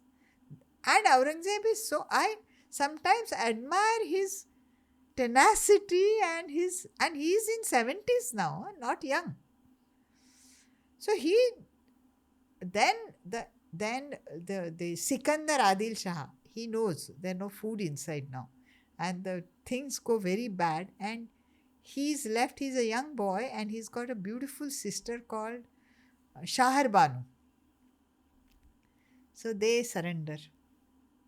And there's everybody feels, including Aurangzeb's Mansabdars, feel bad for this young boy. Very handsome boy and very quiet. And he has to surrender to Aurangzeb. And Aurangzeb said, I will make you Sapta Hazari Mansabdar, I'll put you a good post. But how he finally, the young Sikandar Adil Shah dies at Daulatabad, in the dungeons of Daulatabad fort. Because he didn't agree to become a Mansabdar. He didn't. All this is, promises are not kept. Okay. Then he goes to Hyderabad. Once he gets Bijapur, he goes to Hyderabad to attack. Hyderabad, then he has to take Golconda Fort. And that's another thing. They brave floods of Hyderabad. They brave so many things in Hyderabad. But finally, it is a person who gives them the key of a tunnel. They bribe. And they take over Qutub Shahi. And Abul Hasan and Sikandar both are kept in the dungeons of Daulatabad fort. They die there. I think then they say Abul Shah is sent to Gwalior fort and then given opium. I'm not very sure how they die. What's happening in Shambhu Raje's timeline at this time? So Shambhu Raje, this is all happening because Shambhu Raje, it's not easy to take the Marathas. It's not easy to capture. So Aurangzeb takes away these sultanates and he gets 7 to 8 crores of rupees that time. Now what he does, why I told you this story, now he comes to the Marathas and he starts bribing with that good money the fort commanders of Marathas and take over the forts by bribing. Okay, it's a dilemma. Now Shambhu Raje, what decision he has to take? And the Watandars who were subdued by Shivrai, Watandars were subdued and removed. What Aurangzeb does, that he starts bribing those Watandars who were subdued and removed by Shivrai and reinstates them with their power. So they all join the Mughals. So what Shambhu Raja has to do, he also has to reinstate those Watandars. It's the call of the time. Many times people say that Watandar powers were given by Shambhu Raja, the powers of Watandars, which Shivrai did not want to do. But it was the need of the time because Aurangzeb was bribing them. To keep them with the Marathas was very vital then. You see? So another thing what happens is that what Aurangzeb tells Muazzam, that you take this 20,000 a big, strong cavalry force and 2,000 elephants to the Konkan from the southern side, and from the northern side when Shahabuddin will come, and you go to Raigad and besiege it. What does Shambhu Raje do that time? He attacks the Portuguese at Goa. He attacks them. He says, we have to show something now, that because Portuguese are helping the Mughal to get the grains and to get, because they have ports. And the grains and food all comes for the Mughals in Konkan from Surat. So he goes and he actually, what Shambhu Raje does, there are the ministers, Balaji Auji, who was the scribe, Annaji Datto, Moro Pingle, all are removed. Most of them are dead. Soirama is dead. Ram Raje is young. He has a new set of ministers. Balaji Auji's son, Khando Ballal, is very, very loyal to Shambhu Raje.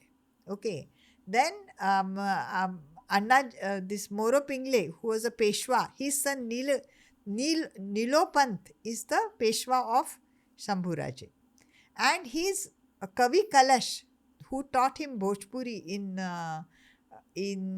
Mathura, he's back into the fold.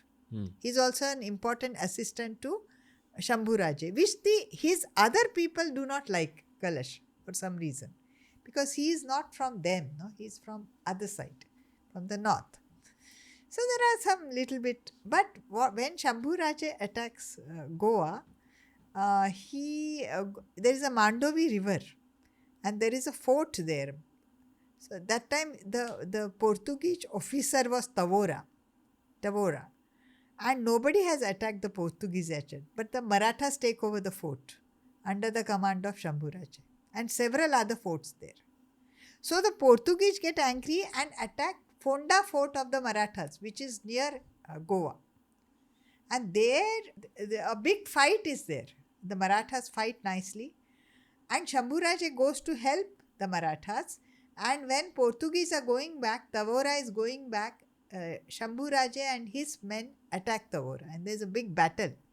And Portuguese are so disheartened that they have to hide in the river full night to save themselves from Shambhu Raje's contingent. And when they reach Goa, half of them die of pneumonia because they were submerged in the river. So that time Shambhu Raje is in Konkan because now he cannot do anything outside. The Mughals are there all over. So he tries to get the Konkan in order.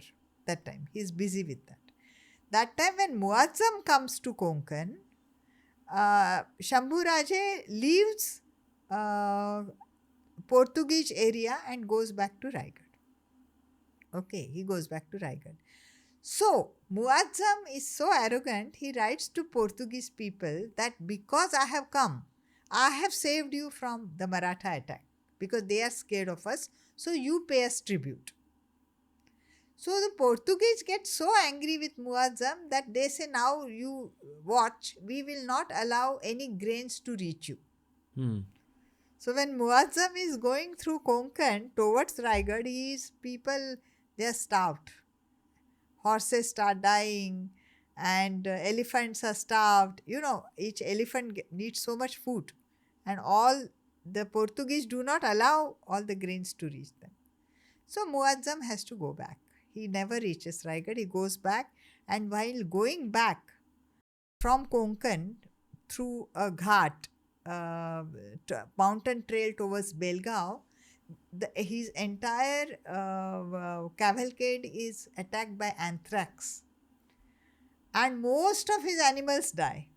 And he is left with only few hundred people and he reaches Aurangabad.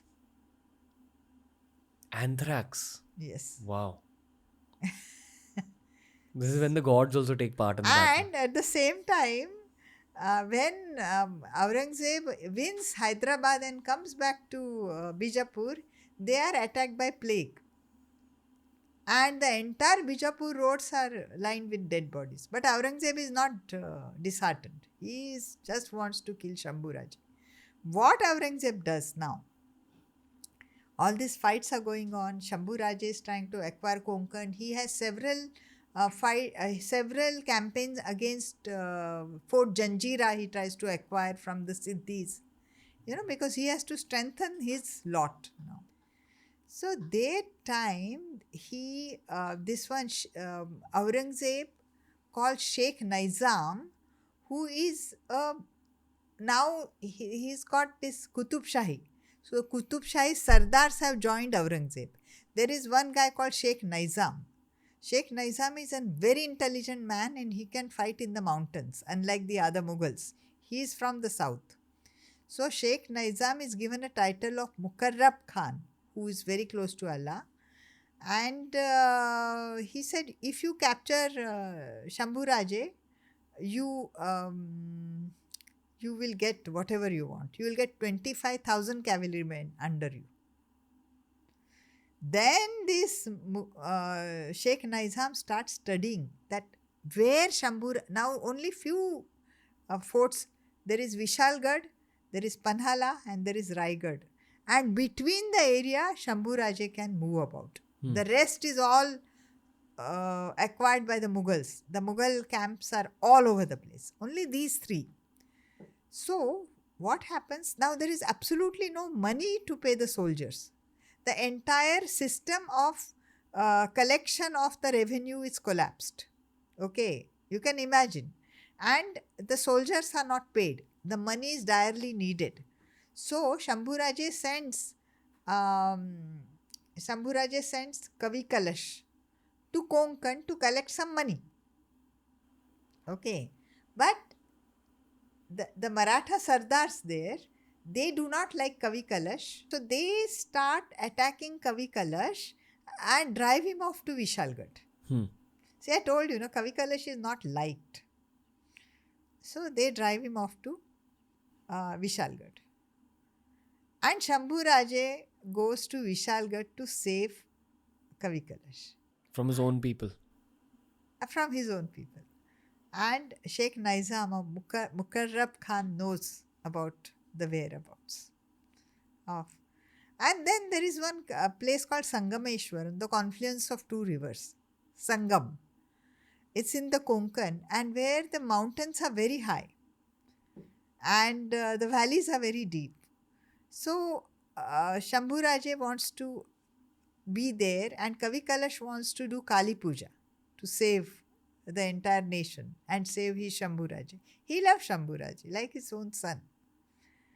So, there Mukarrab Khan attacks and he captures Shambhu Raje at Sangameshwar. And then the rest is history. He's taken to Bahadurgarh on the bank of Bhima river and he's been tortured, and put to death. It's the first Aurangzeb. Now people say, oh, Aurangzeb asked. See, now there is a difference. Sikandar Adil Shah surrendered. Abul Hasan surrendered, hoping that their lives will be saved. But they were kept in the dungeons. Aurangzeb never kept any promise to anybody. Okay. Now they were also Muslims, but no promises were kept. They were kept in the dungeons. The difference on the backdrop of Sikandar Adil Shah and Abul Hasan, Shambhu Raje behaved extremely differently, very differently. How? When Aurangzeb's finance manager, he comes and he tells, if you give us all the keys of your fort, bloodless transformation, giving. And if you tell us which Mughal Sardars helped you, we will save your life. He said, I will not save. I don't save my life. Kill me. That death, which was so different than Sikandar Adil Shah's death and so different than Abul Hasan's death, that particular death when Shambhu Raje died for his nation, that ignited the fire of patriotism in the hearts of every Maratha. Maybe a Brahmin, maybe a farmer, maybe a Kunbi, maybe a artisan, maybe a carpenter. Every Maratha heart was fired by only one thought, that Shambhu Raje's sacrifice should not. This was the biggest act what Shambhu Raje did and changed history. You see? Are you comfortable talking about the details? Actually, I was not comfortable about writing about it, But the thing is, I wrapped it up very soon in my book, and many people said, "Oh, you have wrapped up the ending very fast." And many said that when they started reading the ending, they couldn't read because tears filled their eyes and blocked their eyes. So I was not comfortable in writing and not comfortable in talking how he was killed. Very sad it is. First, okay, in brief, first his tongue was pulled out. Then his eyes were taken out from the socket. That's what he never budged. Then his limbs were cut. And then he was thrown in the jungles. Yeah. So, and they say the skin also was removed before he was killed. So I'm not sure, what happened then. And I just talked about the tongue, and I never talked about, I mentioned the same thing happened and the eyes were taken out. So it was very uncomfortable talking about this death, because when I was writing, I developed he became my family member, my own family member. So writing about his death was like, I'm talking about the death of my family member who was tortured and killed. It was very difficult for me. But those 9 years when he was a Chhatrapati, he tried to fight with the Portuguese. He tried to fight with the Siddhis of Janjira. His people, the forts, Ramshesh Fort, how they fought the Marathas. 25 pages are devoted in my book. How the Marathas fought Ramshesh Fort, because Mughal wanted all the forts which were taken by the Marathas before, in near Nasik, in the Baglan area. But how Marathas fought, and for 3 years, a simple Ramshesh Fort Mughals could not take. So lots of fights were going on, and lot of decisions to be taken, and lot of things. See, it's not just you go and battle out on the battlefield. You have to be a statesman to take certain decisions, which I think Shambhu Raje took. First of all, he did not join Akbar and fight against Aurangzeb. That would, because Akbar never had a military backup, and they all would have been killed. First. Second decision is he took back some Watandars and gave them the powers. Yes, he had to do it, because Aurangzeb was bribing the Watandars and taking them into the Mughal fold. And then there was a decision that he will fight with the Siddhis. He'll fight with and how he must have really infused courage and energy into his fort commanders, so that they could fight the Mughal invasions. They did not allow.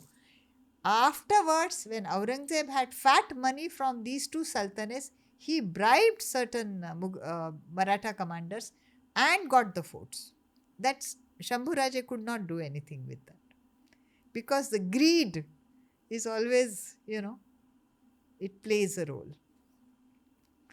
So this is not about how he fought the battles and where he fought the battles. It's about how he held the fort of the Maratha nation in these 9 years. It's about that, his story. And how he bravely he welcomed his death.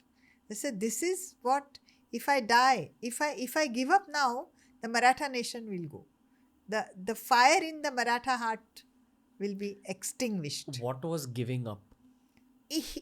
What Aurangzeb said, if you give us all your forts, fort keys, without bloodshed, we will spare your life. And he said no. No. Kill me. So, finally 100 forts remained with the Marathas. And if Aurangzeb had to take 100 forts, each fort needed 1 or 2 years. How many years they will fight? Mughals. And that was the seed of the Maratha Empire. That was the seed. Shambhu Raje kept the seed of the Maratha Empire, nurtured it in a way, and kept it alive. Otherwise, it would have dried and gone. You know, you said that there was patriotic fervor after that. Yes. Was there patriotic fervor in the hearts of the Marathas who were bribed away? They also came back to the fold. Okay. Because they realized their mistake. Yes. Okay. No, everybody was very angry the way Aurangzeb realized his mistake. He had made a big mistake in killing Shambhu Raje, because the hatred was then the trajectory of the cumulative hatred of the Marathas burnt him at the end. In what way? In what way means they kept on fighting till he died. He could not win Deccan. How many years after Shambhu Raje's passing was Aurangzeb still alive? 18 years. 18 years after that. And he just spent those 18 years fighting. Yeah, but nothing happened. He couldn't win. He died a frustrated old man in Ahmednagar. I have visited that place where he died. He was so scared of the Maratha attacks because a lot of Maratha Sardars, like there was Mr. Maloji Ghorpade, who was the Sarnavat of Shambhu Raje, his son Santaji Ghorpade, and Dhanaji Zadav. Dhanaji Zadav was from Jizabai Sahib's family. They fought, and then Ram Raja came. He could take refuge in Jinji Fort and run the Maratha nation from there at the end. And then he had to run away. Aurangzeb besieged Aurangzeb people, Zulfikar Khan, who was the son of Asad Khan, who was a wazir of Aurangzeb. They actually besieged the Jinji fort twice. Once they were defeated, second times they won, and Ram Raja and his wife Tara Rani and Rajas, they came back to Maharashtra again, and Ram Raja died quickly. And then Tara Rani took over. And then she did not allow Aurangzeb to win at all. And where he died in Ahmednagar, if you see that place, he was so scared of the Marathas, so he dug and made a cellar. It's just about 3 people can stand there. Imagine the emperor of the Mughals, who had so many palaces and so many forts. In that it's a dark place, and he used to sleep in that cramped little place. You have to go down the steps, and just one bed, barely one bed can be there, and he used to sleep in that place. I have gone to that place. It's very claustrophobic. There he died. At Ahmednagar, he died as a frustrated man, and he was very sad because his sons were already fighting the war of succession, and he knew one of his favorite son, Kambaksh, is going to die because Kambaksh was not a warrior. And he then actually said that he has committed many sins and he is going to be punished. He has written himself. Yeah. So it's like the Maratha, and then the Maratha Empire grew. And unfortunately, when the British came, the power went from the Maratha hand to the British hand.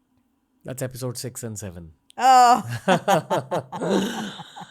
This was an epic episode 5. Yeah. Thank you, Medha ma'am. I hope you had fun as usual.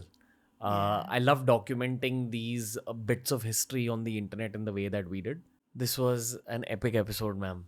The personal joy of my life is I'm getting to actually document these bits of very, very important Indian history in a modern way through these podcasts. And it's because of people like you who've dedicated their whole life to studying these subjects.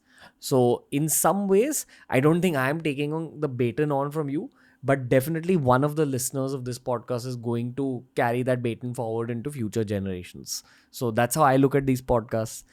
all I want to say is thank you for your presence and these epic 5 episodes. Thank you, and thank you for bringing me to your episodes. At least people know about history. And also, in detail, I couldn't speak on your episode. And if they want to know about it, they can read the books. With bibliography. It's right here. Yeah, with bibliography it is there. Marathi ते मराठीत वाचू शकतात, हिंदी पण आहे, and English is, of course, is the originally written. Fantastic. Looking forward to seeing you again in live, Medha ma'am. Me too. And I hope you had fun as usual. Yeah, I had fun. Thank you so much. Thank you. That was the episode for today, ladies and gentlemen. When we're doing historical topics like this that do have a bit of a sensitive narrative attached to them, I take it as a responsibility to bring it to you in the right manner. And there's very few people all over our country that know this subject as deeply as Medha ma'am does. She's going to be back on the Ranveer Show for the 6th episode of the series. I highly recommend you check out the first 4 episodes that we did. We'll link them down below. But for now, thank you for listening in. This was one of those topics that was on my bucket list for a very long time. I'm glad we got it done. I hope you gain value from today's special episode of TRS.